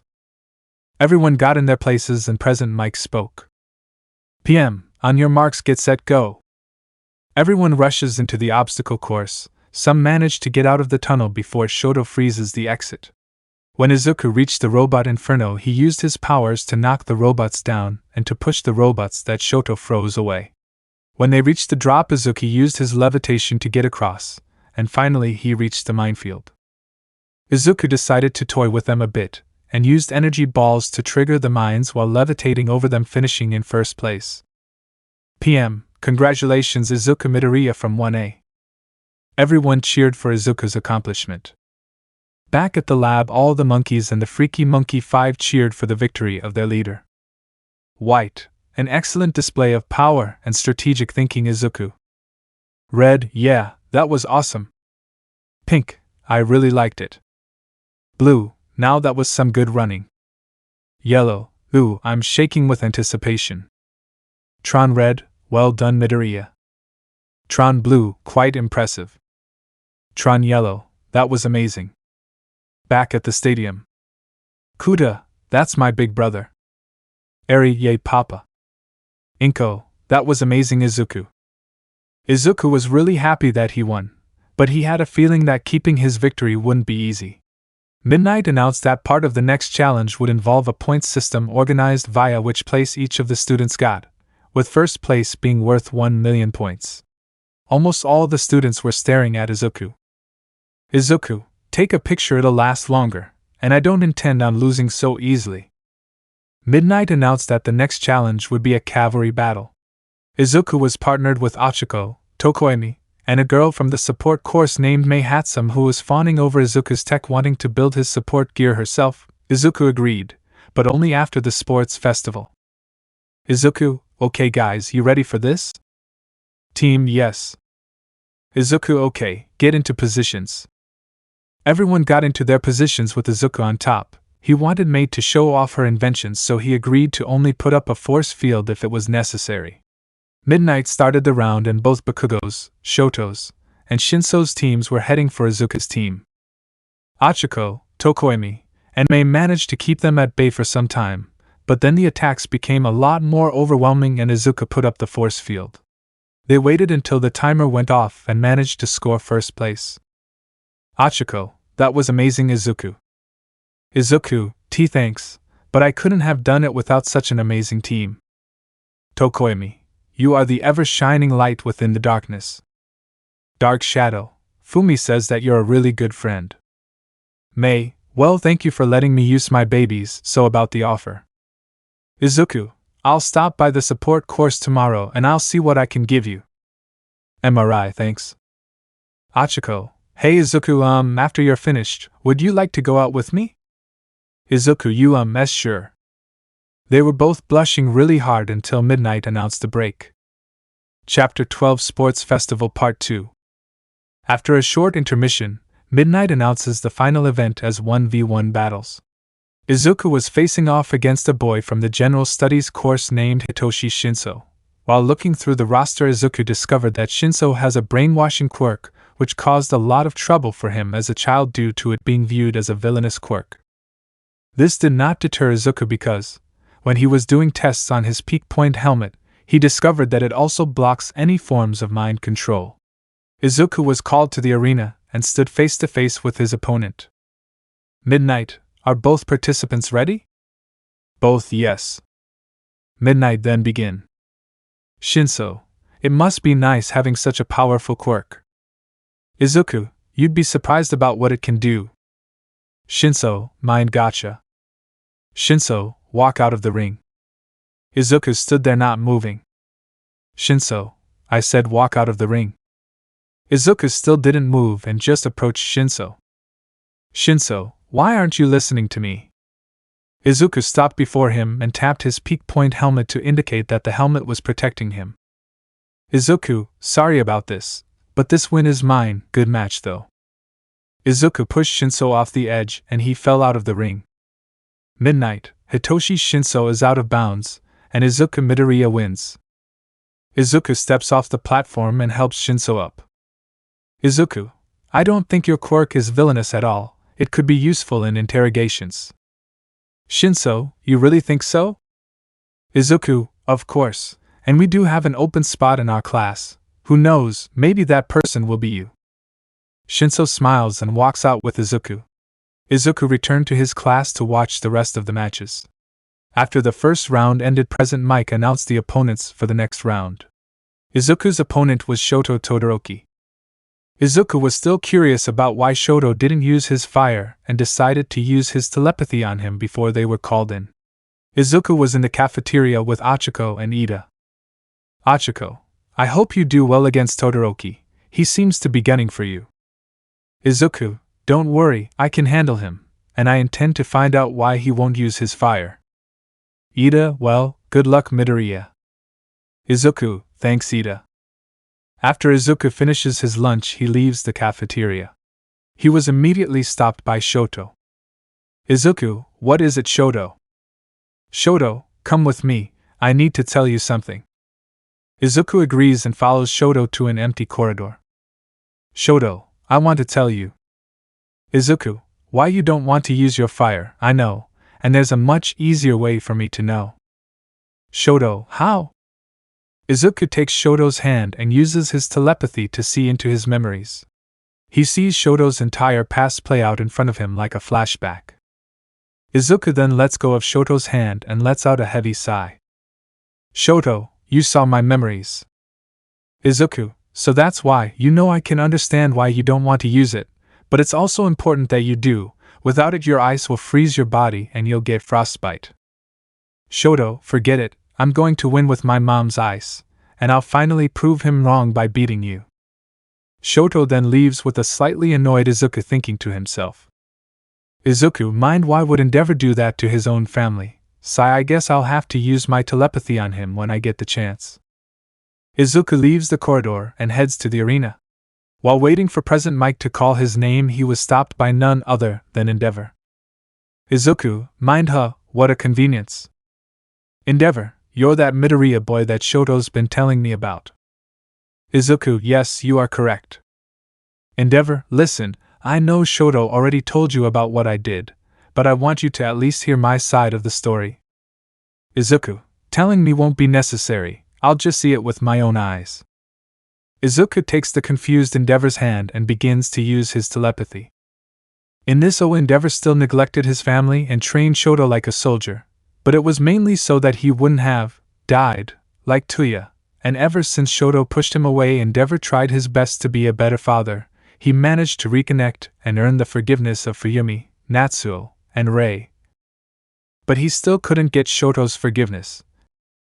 Once Izuku removed his hand from Endeavor's, he now understood why he did those things, and he was trying to be a better father. Izuku, I see, you want Shoto to use his fire, not for your sake, but for his. Endeavor, yes, I want to reconnect with my family, and I want you to be the one to help him overcome his past. Izuku, I'll do what I can, sir. Endeavor, that's all I ask for. President Mike calls Izuku and Shoto's name, and Izuku smiles, looking back at Endeavor as he enters the arena. Midnight, are both participants ready? Izuku and Shoto nod. Midnight then begin. Shoto starts with a wave of ice which manages to encase Izuku, but Izuku creates a shockwave, freeing himself. Shoto continues to send ice, but Izuku uses his force field to block the attacks. Shoto tries to break through, but Izuku teleports away and returns with 14 clones. Izuku then noticed that Shoto's body was starting to freeze.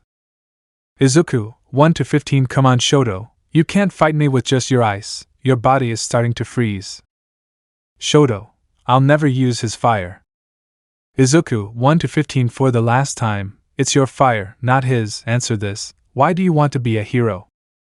Shoto was silent, remembering that he wanted to be a hero for his mother. A burst of flames appeared, destroying all the clones. Fortunately, Izuku managed to block it with a force field. Shoto, thank you Midoriya, for opening my eyes. Izuku, alright, now let's see how strong you really are. Shoto launches a few fireballs, but Izuku uses his telekinesis to change the direction of the fireballs, causing them to return to Shoto. Shoto then creates a wall of fire, but Izuku manages to avoid it by levitating over it. Izuku started to notice that Shoto was getting tired since he hadn't used his fire for a long time, so he decided to end it quickly by lifting him with his telekinesis and dropping him out of the ring. Midnight, Shoto Todoroki is out of bounds, Izuku Midoriya wins. The crowd cheers and Izuku helps Shoto to Recovery Girl's office. Shoto, thanks again Midoriya. Izuku, no problem. They walk past Endeavor, who thanks Izuku for helping Shoto, as well as talks with Shoto about reconnecting, only this time, Shoto accepts it. Izuku returned to the class to watch the rest of the battles unfold. On the third round, Izuku won by default since Ida was called away to see his brother, who suffered an injury during his patrol in Hosu. Izuku's final opponent would be decided after Ochiko's battle with Bakugo. Unfortunately, Bakugo wanted to hurt Izuku and brutally injured Ochiko to illustrate his point. Izuku was in Recovery Girl's office holding Ochiko's hand. Izuku, is she going to be okay? RG, she'll be better after some rest, but I'm very angry at what that boy did to her. Izuku, don't worry, during our match, I'll make his battle with me very painful. Izuku let out a slight aura of bloodlust which Recovery Girl could feel, and it was intimidating. Izuku leaves the office with Recovery Girl tending to Ochiko. RG, mind that Bakugo boy is going to be in a lot of trouble when he gets here, but I'm sure Midoriya will teach him a good lesson when he's done. Izuku enters the arena and faces Bakugo with a very annoyed expression. Midnight, are both participants ready? Izuku, yes. Bakugo, let's get this over with. Midnight then begin. Bakugo, I've been waiting for this moment, Deku. Izuku, well, don't leave me hanging, come at me, Pomeranian. Bakugo was furious at the comment, and ignited his explosions and charges at Izuku only for him to dodge out of the way. Izuku, oh, and Bakugo, consider this payback for Ochiko. Izuku teleports behind Bakugo, and uses his energy blast to knock Bakugo down. Bakugo tries to attack Izuku, but he teleports away and creates 12 clones. Izuku, try and find me Bakugo. Bakugo was now enraged and just attacked the clones left and right, only to miss the real one every time. While he was distracted, Izuku created a shockwave that finally managed to send him out of the ring. Midnight, Katsuki Bakugo is out of the ring. The winner of this match and the sports festival is Izuku Midoriya. The crowd cheers for Izuku as he leaves the arena to go see Ochiko in Recovery Girl's office. Izuku, how is she? RG, she woke up a while ago and watched the whole fight. Gotta say, you didn't give that boy a chance to recover. Izuku, he hurt my Ochiko. I was just paying him back in full. RG, well, you can go and talk to her, but once you're called back for the award ceremony, you'll have to leave. Izuku, okay. Recovery Girl leaves to tend to Bakugo, who just arrived, and Izuku was talking with Ochiko. She was a bit upset with him for being so rough with Bakugo, but she understood why he did it. After they were done, Izuku returned to the arena and was instructed to go to the first place podium. Shoto was on the third place podium, and Bakugo was chained to a stone block on the second place podium. Almight arrives with the 3 medals. He began to hand out the medals and congratulate the participants. Shoto accepted his medal proudly. Bakugo was still angry as always, and Almight had to force it around his neck. Finally was Izuku, who Almight congratulated and gave him his first place medal. Well done, young Midoriya, I'm very proud of you. Izuku, thank you, sir, this is an honor. And with that the sports festival comes to a close. Let's give a round of applause to our students. Plus. Everyone, Ultra. Everyone cheers and the students leave the stadium. Chapter 13, New Toys for the Support Course and the Date. Izuku arrived at the support course and he was really excited to get his new ideas approved by Power Loader. Power Loader, Midoriya, good to see you. May told me you would be coming, come in. Izuku, thank you, sir. May, hey Midoriya, did you bring any new blueprints for us? Izuku, as a matter of fact I did, I even designed how they should look. Power Loader, well, go on and show us. Izuku, right, my first idea is a monkey-sized UFO, which I call the Monkey UFO. Izuku, and this is what it will look like in attack mode. Power Loader, impressive, and since the existence of aliens has been proven to be only science fiction, it could work. What else do you have? Izuku, my next idea is a walking mech. May, that looks cool, could be useful against strength-enhancing quirks. Izuku, my next idea is more of a defense system. I call it the monkey cannon. It shoots dummy missiles and a rubber cannonball. Power Loader, good, and since it looks intimidating the villains will think twice before entering the campus. Izuku, my final idea is a robo-bull that a monkey drives. Power Loader, not sure how this will help, but we'll see what we can do. Izuku, oh, before I forget, something tells me that the League's boss will be very powerful, so I want you to help create something that can overpower him. This is my idea, I call it the satellite laser. It's a laser cannon that fires at a remote-controlled satellite which reflects the laser and hits the target. May, do you have a picture of what the satellite should look like? Izuku, yeah, I designed it myself. Izuku holds out the schematics showing the satellite. May, I think we can make something like this, but why would you need it? Izuku, I figured that there are some very powerful villains in Japan, so this will act as a backup plan if we can't defeat them on our own. Power Loader, I'll have to talk to Nizu about this, but we'll work on your other projects right away. Izuku, thank you, sir, I hope it will help a lot of people. Izuku leaves the support course and heads back to the dorms to rest up for the next day. Izuku woke up the next day and got dressed. He asked the girls to look after Eri for the day since he was going on his first date with Achiko. He arrived at her dorm room and knocked. Achiko, who is it? Izuku, it's me, are you ready? Achiko, almost. Izuku waited a few seconds and then the door opened revealing Achiko wearing a cute dress that made Izuku blush. Achiko, so, how do I look? Izuku, you look really cute, Achiko. Achiko, thank you, shall we? Izuku takes her hand and they walk out. Since it's the weekend they don't have school for the day. They headed to a nice restaurant and Izuku ordered their meals. Achiko, you didn't have to. Izuku, yeah, but I really want this date to go well. Achiko, thank you. A little later the food arrives and they eat and talk about each other. They both enjoyed the company very much, and Izuku was happy. After they left they headed to Dagoba Beach and watched the beautiful moonlight on the water. Achiko, this has been the best afternoon ever.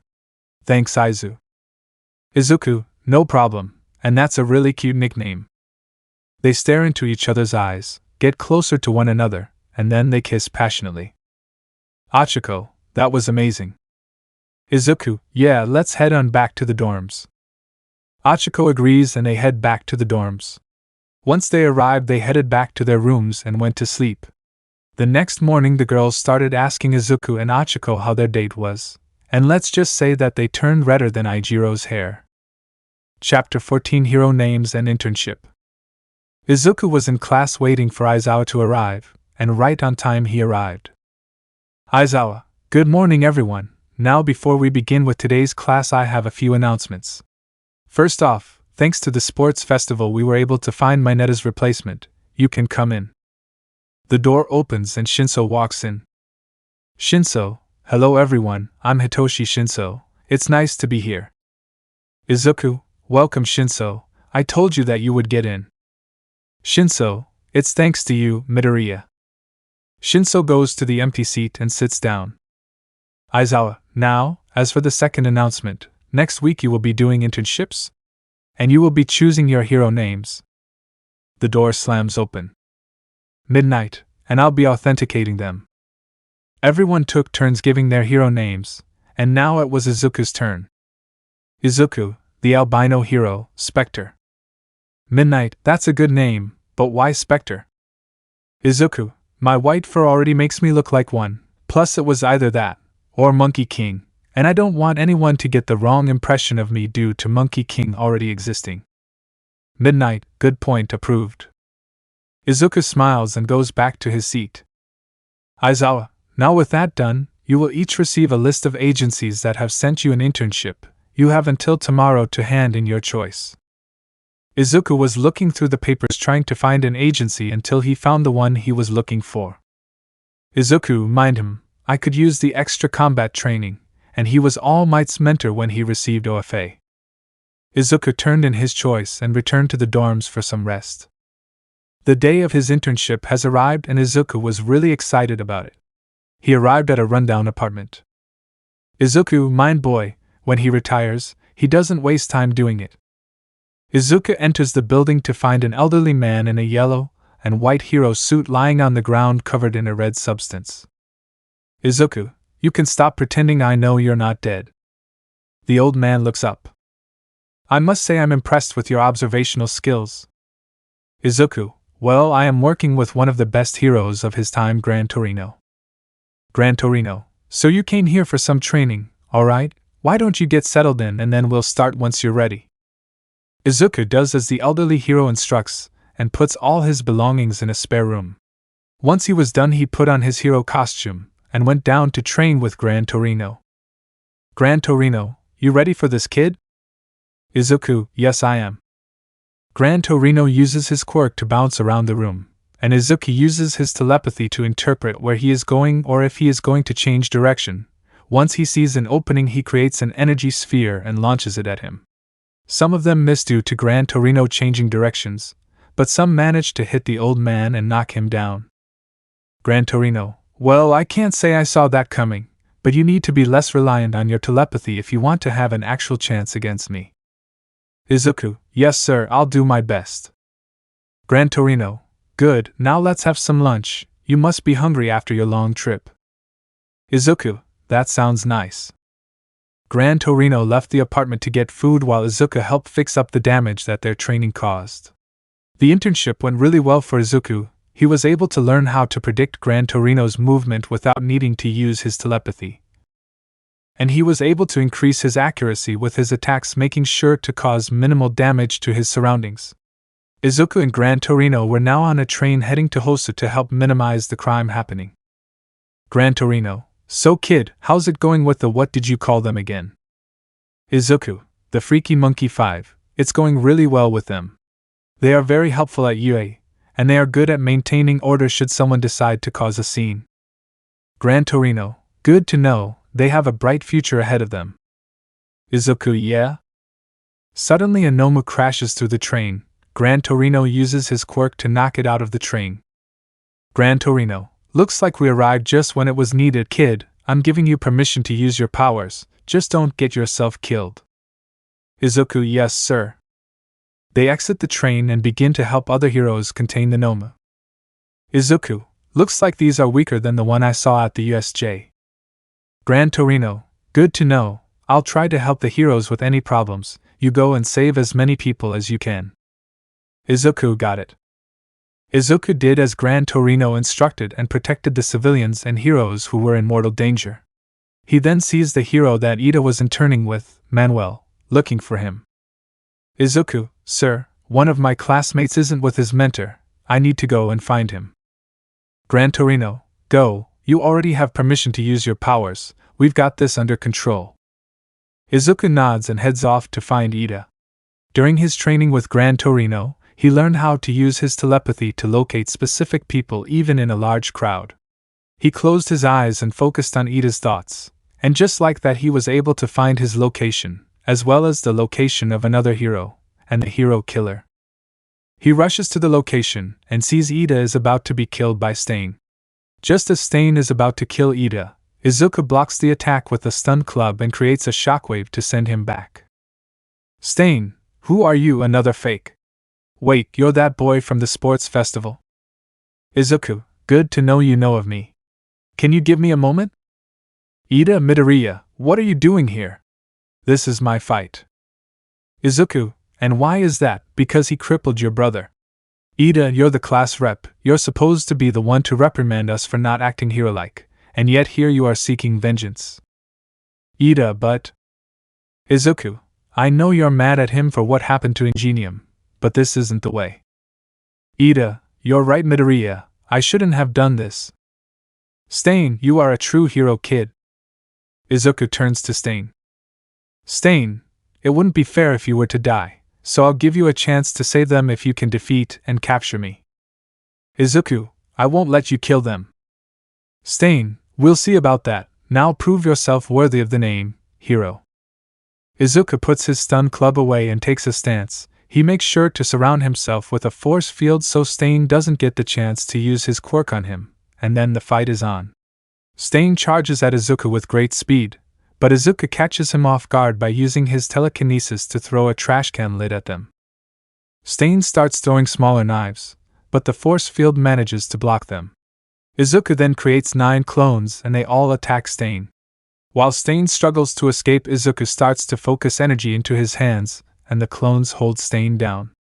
Izuku creates an energy sphere and sends it at Stain. Stain, not bad kid, you managed to catch me off guard. Stain falls to his knees and Izuku takes out a pair of quirk-canceling handcuffs and puts them on the villain.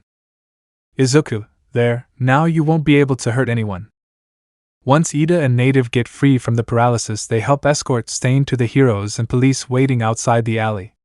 The police put him into one of the police cars, but before they drove off, Stain turned to Izuku and smiled. Stain, you're a real hero kid, thanks for showing me that there is still hope. Izuku, thank you. The police car starts up and drives off. After the internship, Izuku returned to his class where he saw all his classmates have benefited from their internships, except Bakugo, who just got counseling and a new hairdo, which some of the boys including Izuku found hilarious. Almight came in and asked Izuku to meet him in his office after class. A little later, Izuku arrives at Almight's office. Young Midoriya, good to see you have come. Izuku, thank you sir, so why was I called here? Well, you see I was invited to Island to be a guest at iExpo, and I'm allowed to bring a +1, and I chose you as mine. Izuku, wow, that's amazing, but wouldn't it be better to bring Mirio with you? I mean, he is your successor. True, but he has work studies with Night Eye, and I know that you would enjoy going there. So what do you say? Izuku, yes, I'd be honored to go. All Might smiles and lets out a hearty laugh.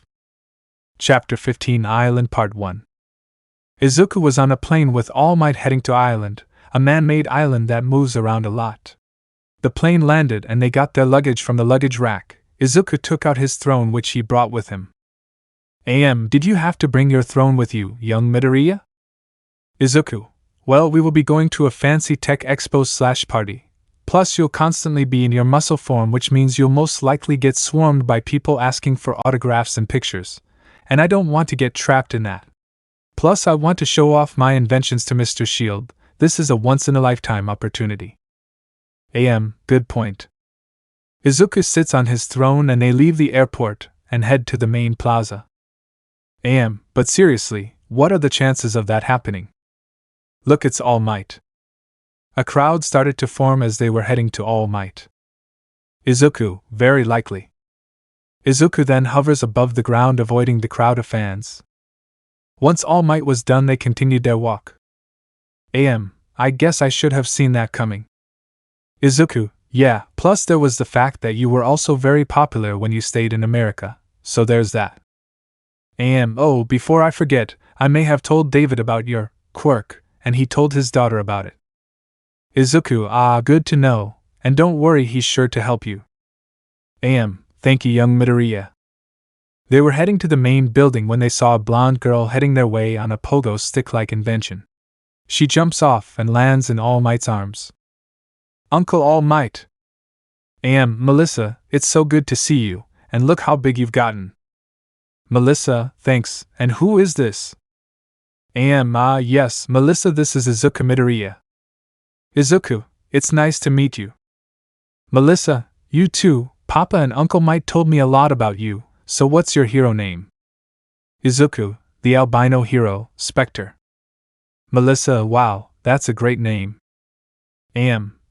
Sorry to cut this short, but shouldn't we be going in to see Dave? Melissa, oh yes, Papa's inside, but he doesn't know about you being here. I wanted it to be a surprise. I see. They enter the building, and once All Might enters the lab, he is greeted by David Shield, his old partner from when he stayed in America. David, it's so good to see you again, All Might. You too, Dave, and this here is young Midoriya. Izuku, it's a pleasure to meet you, Mr. Shield. Izuku holds out his hand and Mr. Shield takes it. In the moment they made contact, Izuku looked into Mr. Shield's mind, and what he saw made him worried, but he kept his composure. David, thank you, I've heard a lot about you. It's very nice to meet a student of All Might's. Izuku, well, he is a great teacher. David, Melissa, why don't you show Midoriya around while I talk with my dear friend? Melissa, of course, Papa. Follow me. Melissa guides Izuku out of the lab, and they enter a large hall filled with tons of inventions. Melissa, so you really don't have a quirk?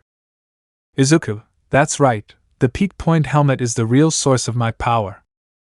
Melissa, wow, that's amazing, but what happens when it's removed? Izuku, when it's removed I turn into an actual monkey, but I retain my humanity and original intellect. Melissa, that sounds interesting. Izuku, in a way I sort of see it as a blessing rather than a curse, since becoming an actual monkey does give me their abilities, apart from the tail. Melissa, but how could a helmet turn you into a monkey since you were human before? Izuku, actually it was because of my little monkey brother Kuta's hair getting into my head. The helmet was only meant to be used by primates, not humans, so the DNA fused with me, giving me this form. Melissa, that sounds like one of those old pre-Quirk era comic book origins. Izuku, yeah, I can tell. Weak. The duo turned to see Achiko coming their way. Izuku, Achiko. They hugged each other.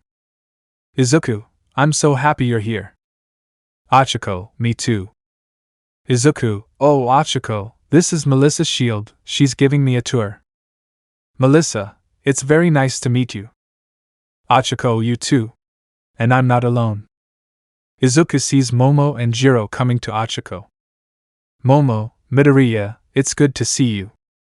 Jiro, I hope we're not interrupting anything. Izuku, not at all, girls, this is Melissa. Melissa, it's nice to meet you both. Momo, you too, hey, why don't we get something to eat? Jiro, sounds good. They head over to a cafe and the girls start talking with one another. Izuku didn't want to interrupt their chat, so he sat by himself. Here's your drink. Izuku, mine, I know that voice. Izuku turned to see that the person was Denki Kaminari, and next to him was Shinso. Izuku, Kaminari, and Shinso, what are you doing here? Shinso, they needed extra help, and we also get to go to the expo when it opens to the public. Stop slacking off. Izuku, Ida, good to see you. Ida, you as well, Midoriya. Izuku, your family must have been invited if you were here. Ida, true, but they had hero work to do, so I came on my own. Momo, my parents were also invited, that's why Uraraka and Jiro are with me. Jiro, the other girls are here too, but they can't come to the party. Izuku, well, I'm glad it worked out in the end. Their conversation was cut short when they heard an explosion in the distance. They ran over to an arena with Ijiro on the top of the rocks. They then see Bakugo, who managed to destroy all the targets in 15 seconds. Izuku, I can see how Kirishima is here. Momo, how so? Izuku, Bakugo is the second place winner of the sports festival, so Kirishima is his +1. Bakugo, Deku. What the heck are you doing here? Izuku, to answer your question, Bakugo, I am All Might's guest. So why don't you go bark up another tree, you mutt? The girls snickered while Bakugo snarled at Izuku. Bakugo, what did you say, Deku? Izuku, you heard me. Also, I wouldn't be so happy about that score now, because someone just beat your record. Bakugo, huh? He turns around to see Shoto freezing the entire field with the announcer saying his time is 14 seconds.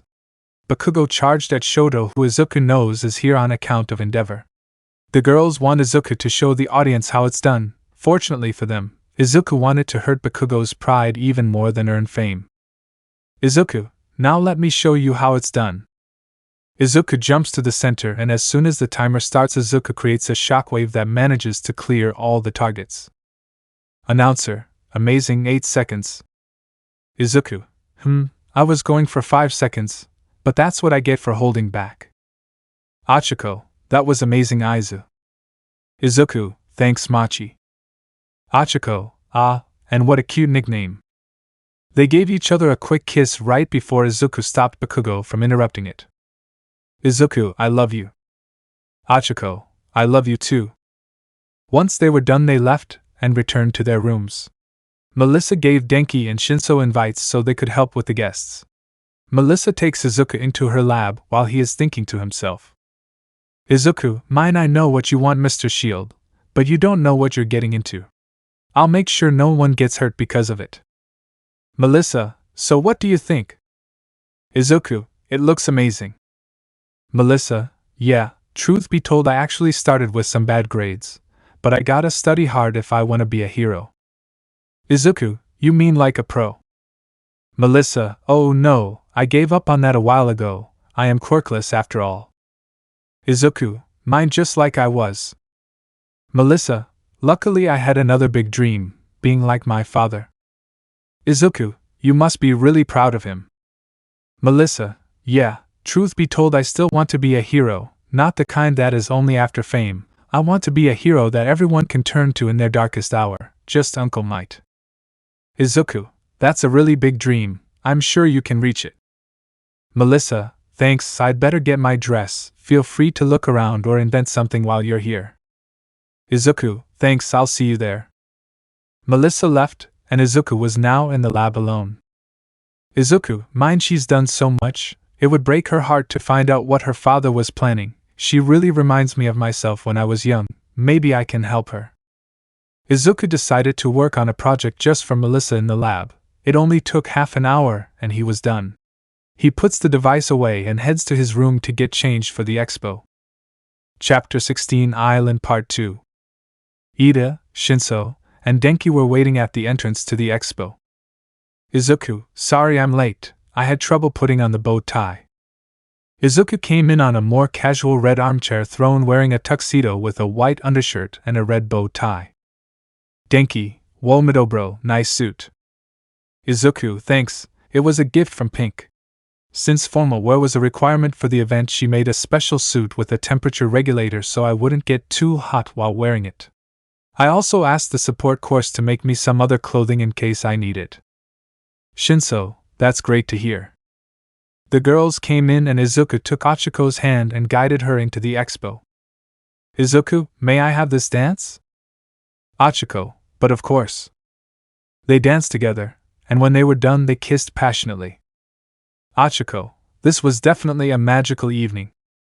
The expo was then interrupted by a group of villains that arrived and started taking everyone hostage. Fortunately, the hero students and Melissa managed to escape. Jiro, how is this happening? Melissa, I don't know, there's never been a break-in before. Izuku, is there a way to turn the security back to normal? Melissa, yes, the main controls are on the top floor. Izuku, then we need to get to the top of the building, but I'm not dressed for this. Izuku goes to the bathroom and quickly changes into his hero's suit. He returns to his friends with a suitcase containing his suit. Izuku, now let's see, the elevator down here is locked down, so we'll have to work our way up the building. Melissa, can you guide us? Melissa, yes I can. Izuku, okay, and let's be stealthy, we don't want anyone to know about this. I'm going to skip how they get to the top since I don't want this to be a very long chapter, so to make a long story short, Izuku, Melissa, and Achiko managed to reach the main lab where they overheard Mr. Shield's confession. Melissa, Papa, I can't believe it, why would you do this? David, because I don't want Almight to retire. I'd been trying so hard to find a way to make it so he could still do hero work, but nothing I tried has worked, I don't want to lose him.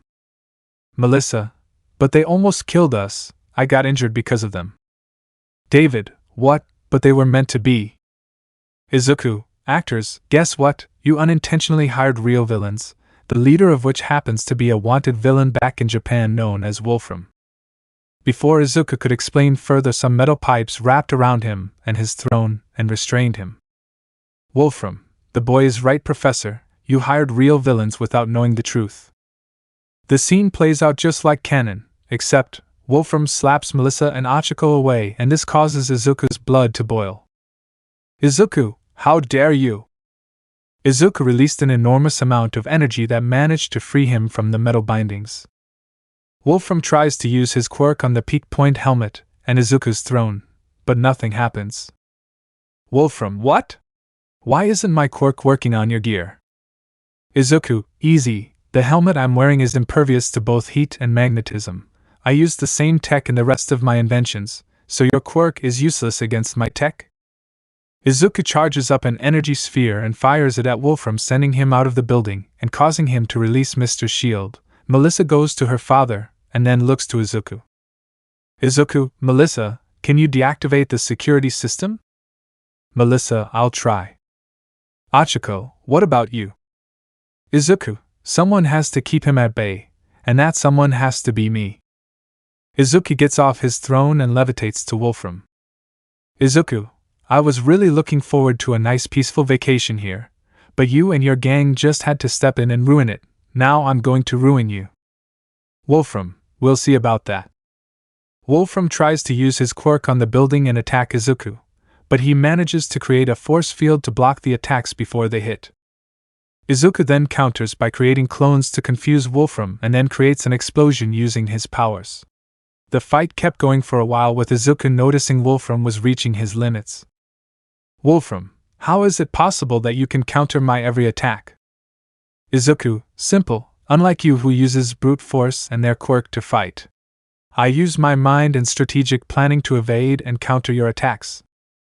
Izuku then pulls out a stun club and focuses his power on it. Izuku, you're done, Wolfram. Wolfram charges at Izuku while Izuku jumps at him, and they both strike one another. Izuku managed to avoid the attack, but he was able to knock Wolfram out. Izuku, it's over. Izuku uses his powers to drag Wolfram back into the building where All Might and the rest of the heroes are waiting with quirk-canceling handcuffs for the villains. After they were finished, they headed back to the airport to return to Japan. Izuku, despite the villain attack, it was a really nice trip. Melissa, thanks, I hope we'll see each other again. Izuku, me too, oh, and here. Izuku takes out a peak point helmet that looks similar to his, only gray with a red light in the center. Izuku, I made this while I was in your lab, and you can think of this as a little reminder of our visit. Melissa takes the helmet. Melissa, thank you. Izuku walks over to Mr. Shield. Izuku, it wasn't your fault, sir, you couldn't have known they were real villains. David, yeah, but it was still my fault for hiring them in the first place. Izuku, don't worry, it will all blow over in time. Oh, before I leave, I wanted to give you this. Izuku puts a flash drive in Mr. Shield's hand. David, what is it? Izuku, a few projects I've been working on, maybe to help you redeem yourself. Mr. Shield smiled. David, I'll see what I can do. They greet each other and part ways. What did you give him? Izuku, something that might help us in the future. Chapter 17 Forgiveness at the Final Exams and Mall. It was the day of the final exams.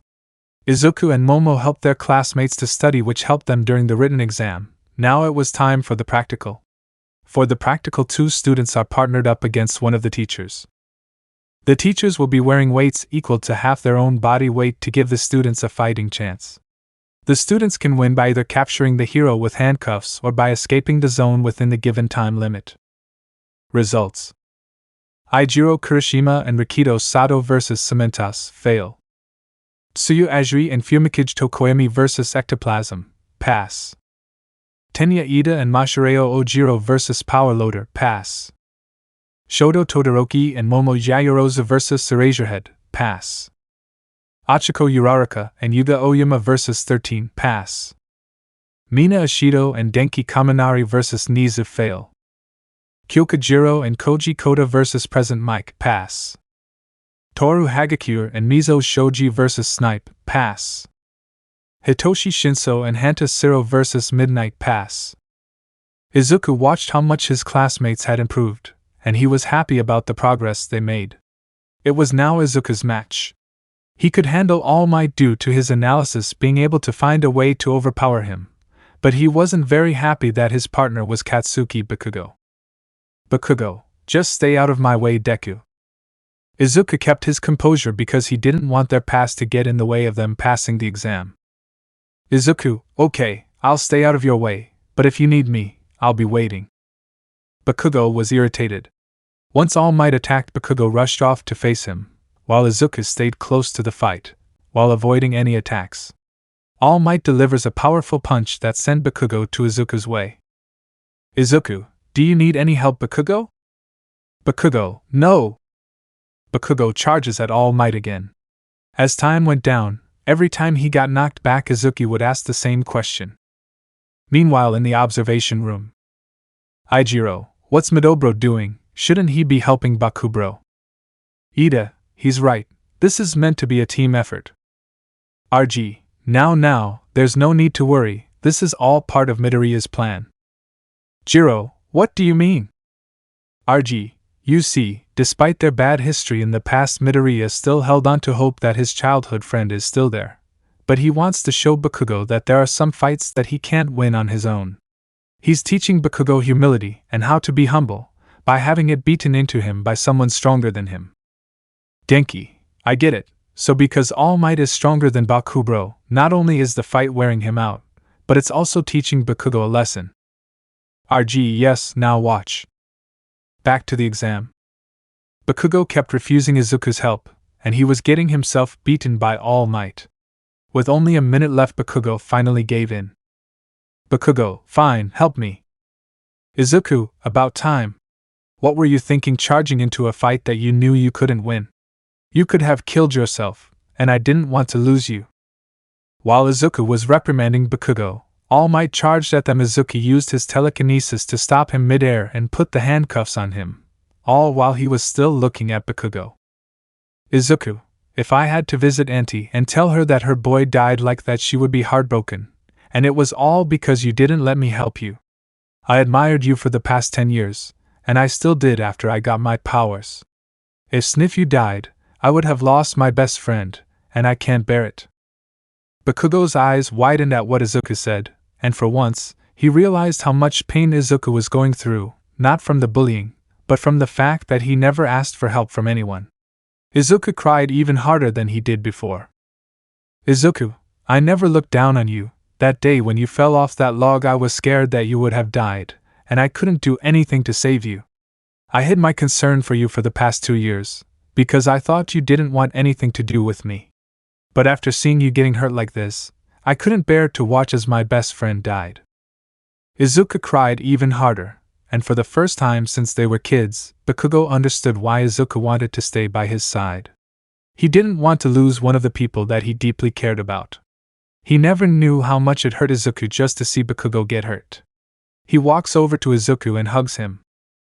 Bakugo, I'm sorry, I should never have hurt you like that.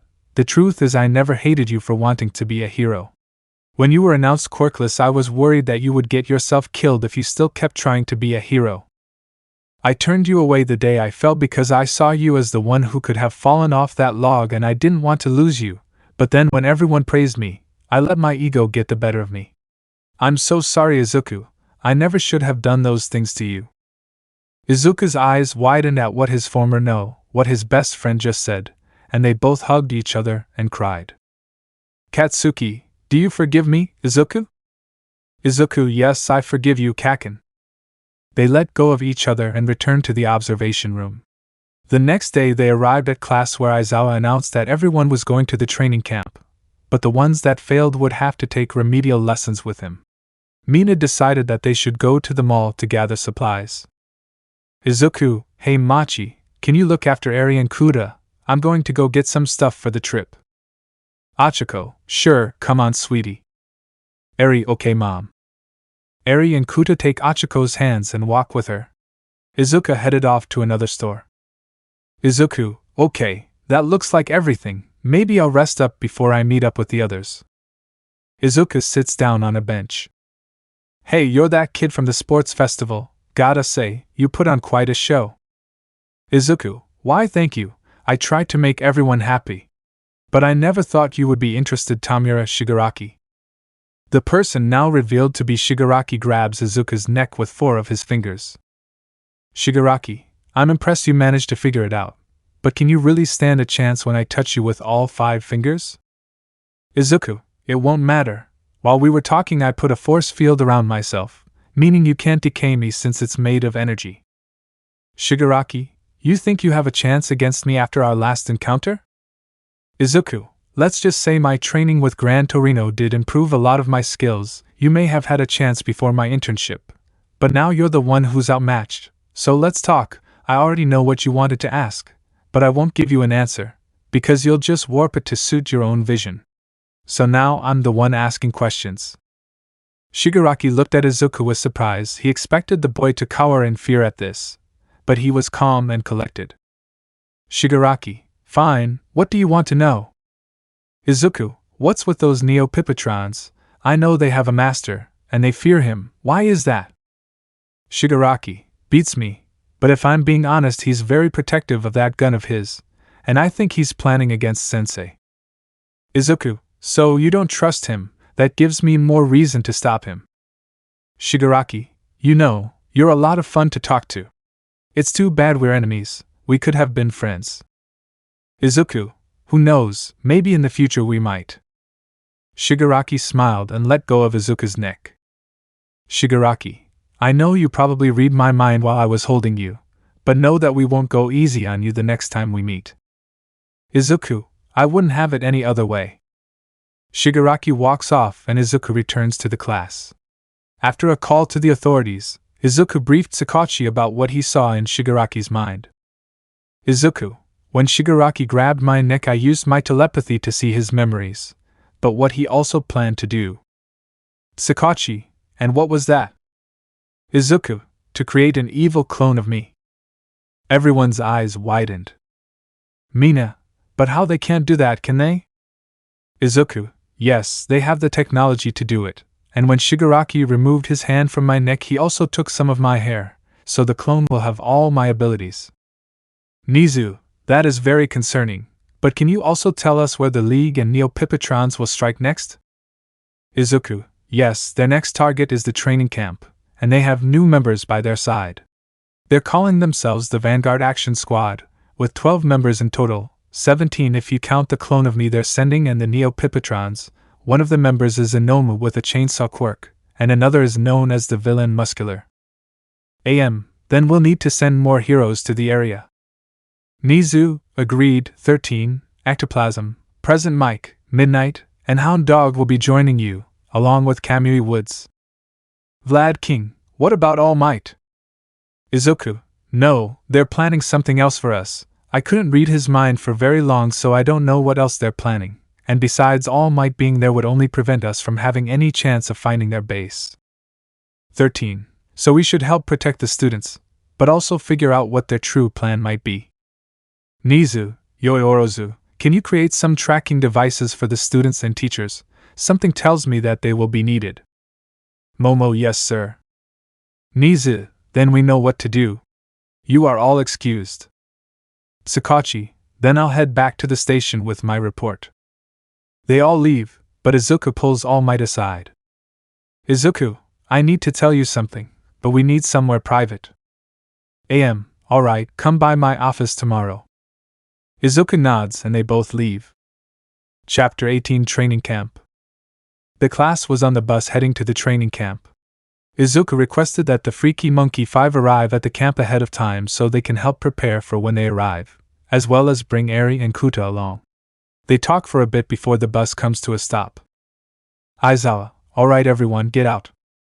Everyone gets out as a limousine parks in front of them, and out came two Wild Hussy Cats members Mandalay and Pixie Bob as they do their intro. There was also a boy around Eri's age with black hair and a red hat with yellow horns. Izuku, mind, why does that boy look so angry? Mandalay, alright little ones, you'll need to get all the way to the main building which sits at the foot of the mountain. Izuku didn't want to waste time, so he jumped off the cliff and landed in the forest. He asked Aizawa to take Eri and Kuta to the camp on the bus, which he agreed on. Mandalay, looks like someone has the right idea. Pixie Bob uses her quirk, causing all the other students to fall off the cliff.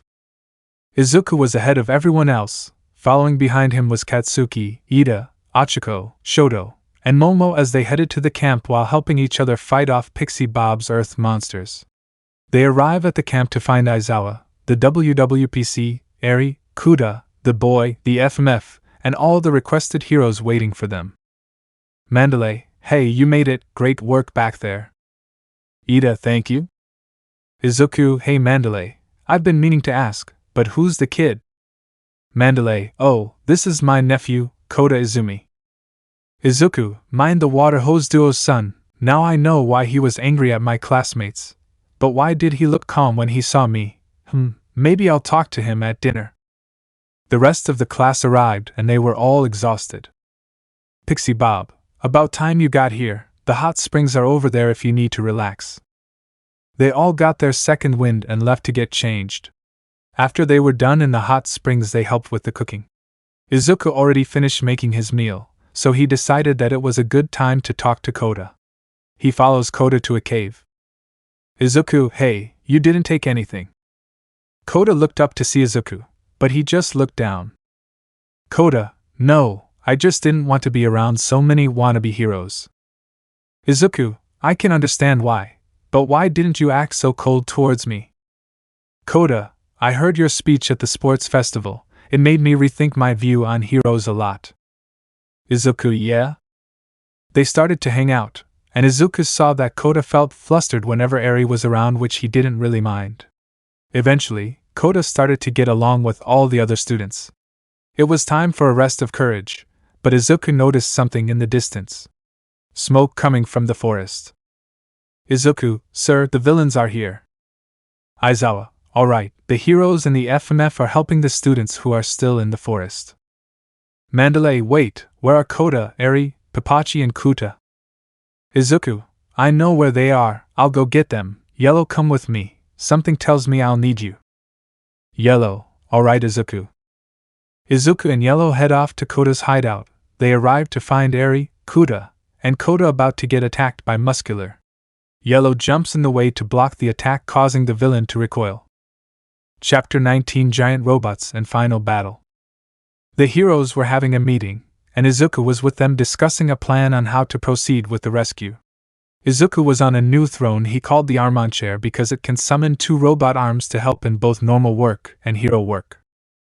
Izuku was starting to get impatient because they couldn't come up with a plan on what to do without the risk of the villains either escaping or killing anyone. Izuku, we can't just sit here and waste time coming up with a plan. That's my best friend they have, and who knows what that man might do to him. Nizu, easier said than done. We may know both the location of Bakugo and the Nomu facility, but we're very low on power due to there being so many Nomu, and the fact that some members of the League have very destructive quirks. Midnight, it also seems that the villains have their own giant. The monitor shows an image of Gigantomachia. Izuku, if we're going to war with the villains, then we'll need some extra power. White, Izuku, is it time? Izuku, oh yes, it's time. Aizawa, what are you talking about? Izuku, follow us.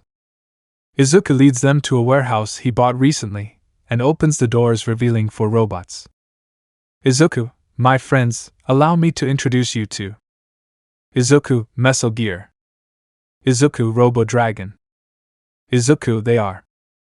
Izuku, and finally, Goliath. All the heroes and hero students' jaws dropped at the sight of the gigantic robots. Izuku, what do you think? Almight, this is amazing, how did you do this? Izuku, you can thank May, Melissa, and Mr. Shield for this, but only me and the monkeys know how to operate them. Nizu, this is truly amazing.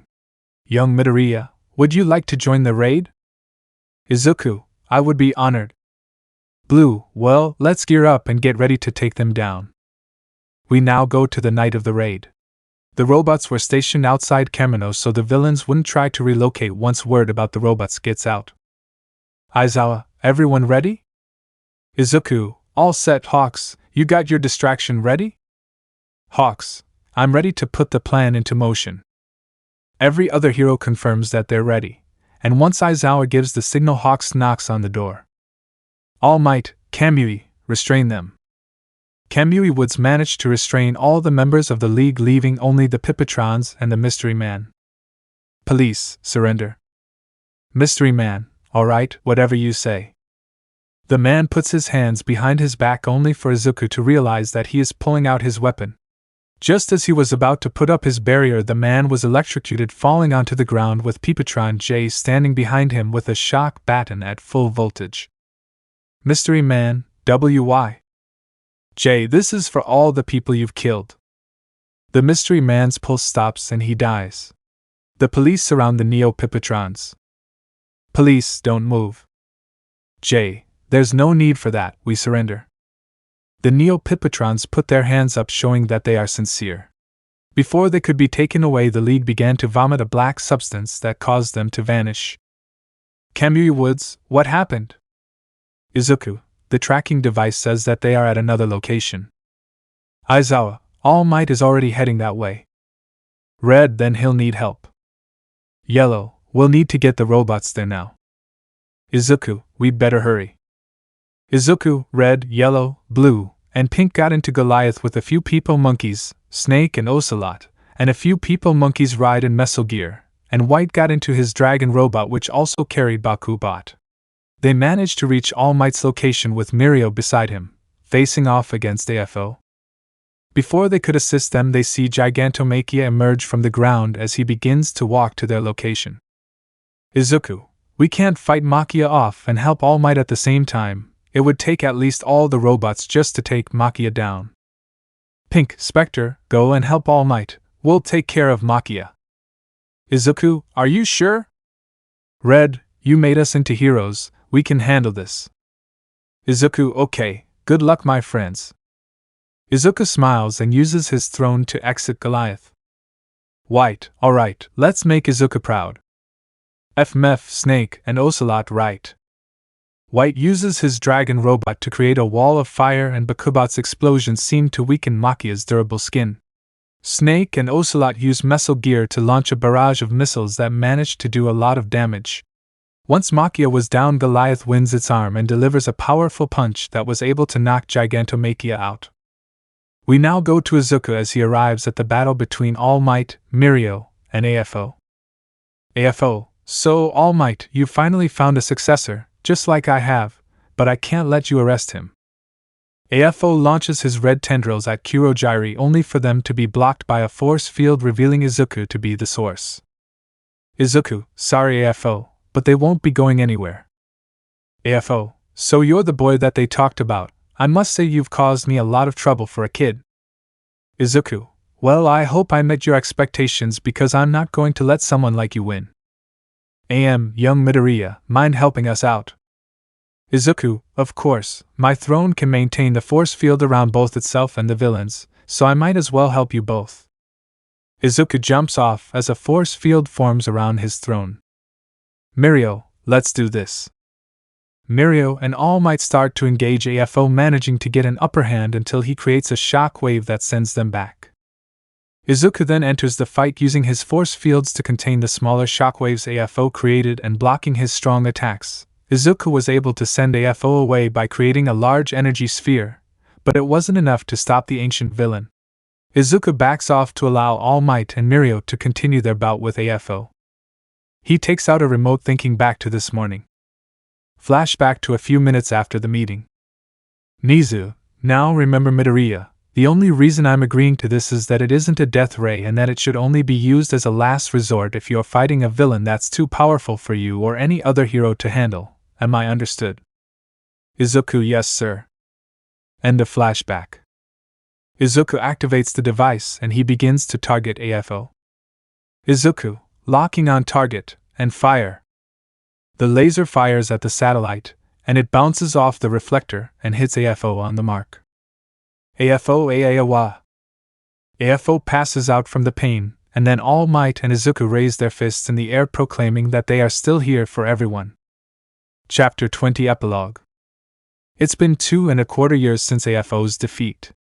Everyone graduated from UA and Izuku's life had gotten really better. He proposed to Ochako, and the two of them are happily married. Izuku created his very own TV channel called Specter TV, which showed the monkeys doing some very wacky things, and even referencing some old pre-Quirk era movies. The Pipitrons also got jobs at UA, after rehab working as teachers' assistants and helping train the newly rehabilitated League of Villains. Izuku had many shows in production. As a matter of fact, this is where our epilogue takes place. A monkey was standing in front of a mansion wearing a hockey mask and carrying a chainsaw prop, but then... Cut! Yelled a monkey off-screen. The scene shifts to reveal four other money. One was holding a camera. Another was holding a microphone. Another was holding a reflector. The last one was dressed like a director holding a yellow megaphone and sitting on a chair that said Specter TV. The director monkey started to lecture the serial killer monkey. Izuku, now, what's all this commotion? The director monkey told Izuku about what happened. Izuku, okay, Jason, try lifting the chainsaw with both hands like you're going to swing a baseball bat, and stare into the camera like you're really trying to kill someone. The serial killer monkey named Jason nodded and got back into position. Izuku, if you have any more problems be sure to let me know. Izuku leaves the room and passes by a news studio with a reporter monkey holding a microphone. Izuku, keep up the good work. Reporter monkey, okay.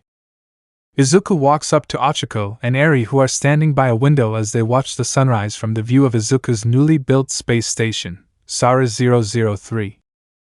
Name, Sara 003. Age 2.25 years. Classification, Space Station. Wielders Izuku. Powers and abilities, superhuman physical characteristics, flight. Attack potency, planet level, capable of destroying the planet, although its original function was to split it in half. Speed unknown. Durability, planet level, able to withstand striking a planet hard enough to split it. Range, possibly planetary. Weakness, nothing notable. Izuku, to think this all started because I wanted to be a hero. Not only am I one, but I'm also an inventor, the creator of Specter TV, and a family man. Ochako, and we're very proud of you. Eri, Papa is amazing. Izuku, I'm happy to hear it. Now where's your baby brother? I'm only younger by age, I'm technically the same age as her. A now 8-year-old Papachi arrived wearing a white costume with gold buttons and a ribbon around his neck. He also wore puffy white pants. Lastly was the growth of his wings, which got a lot bigger than when he was a baby. Izuku, there you are, Papachi, so how was Eri? Papachi, she's doing a lot better with her quirk, and the monkeys over in Studio 5 are going great. Izuku, that's good to hear. Kuta, you are amazing, brother. Izuku, thanks Kuta, now let's head down to UA and see how everyone's doing. Ochako, alright. They got into the new teleporter, teleported them right outside the entrance of UA. Izuku, it's great to be back. Ochako, yeah, but I think we arrived a little early. Izuku, yeah, but the FMF said that they were also arriving early, so I thought we might as well greet them before everyone else arrived. They wait at the gates, and after a few minutes, the FMF arrives wearing the outfits of the different movies they have roles in. White's helmet is shaped like a knight's with the alert light on the upper top of it. He retains the iconic red and green goggles. He wears no shirt, only a white cape. He has large, chunky metal pants that are connected to red suspenders. His belly button now hangs out and sits on his pants. He has gold shoulder pads and a partial chest covering, relating to the theme of castles and royalty. He has white gloves and brownish-red sandals with seemingly connected ankle parts. Blue is seen wearing the same outfit, except modified to fit his Western outlaw theming. He now sports a long blue cape, fingered gloves, a cowboy hat, also serving as his peak point helmet, and an X-shaped ammunition bandolier across his chest. He is now skilled in gunmanship, sporting a banana-styled revolver, and also has several bundles of dynamite at his disposal. His Specter badge is still on his belt. Yellow has lighter green hair in a Shimada hairstyle, decorated with bananas and cherries. He has yellow thread tied around his neck and a large, light blue rope around his shoulders and tied at the back. He now wears a thick purple mawashi, with a semi-see-through purple cloth in its middle. The cloth itself has a floral design and kanji on it. The Specter buckle is smaller, and in a similar place to his old design. He has fishnet tights leading to short white socks. On his feet, he now wears red getas. This design is a mixture of sumo wrestlers and geishas. Pink chose a different costume inspired by the Arabian area she was found in. She has on a modified helmet that is pink, white, and fuchsia-themed and resembles a genie bottle with a pale pink, silk ribbon flowing from the top and her alarm light near the bottom brim of it. Her outfit consists of a fuchsia tank top with sleeves below her shoulders with white accents, and pale pink bracelets. Over this is a lavender vest with white detailing, matching her belt that has a golden Specter buckle in the center. Her pants are puffed with light pink rings on the bottom, and she also wears pale pink flats with green gems on the toe. Izuku, mind ever since she became a pop star she started to mellow out a bit, but her temper does take over if you tick her off enough. Monkey Red takes on a Chinese monk theme and is aided by twin clubs and an upset stomach to fight with. Izuku, it's good to see you all again. Red, we missed you so much, Izuku. Blue, yeah, our careers are great and all, but we miss being with you. Izuku, thanks guys. White, by the way, I finished that device you had me working on. Izuku, oh, the multiverse portal, I almost forgot about it. Pink, well, let's get everyone together and take a trip. White, not so fast, we don't want to overexceed the weight limit, it can only teleport a few people. Izuku, well, we'll figure it out when we have the chance, we still have some time to catch up before then. Yellow, oh yes, this is going to be fun, let's go. Everyone, alright. Let me know in the comments below if you guys want the next part. Also check out my other video that has been shown and left. Thank you for watching. If you enjoyed this video, please like and share this video. And have a fantastic day. Bye.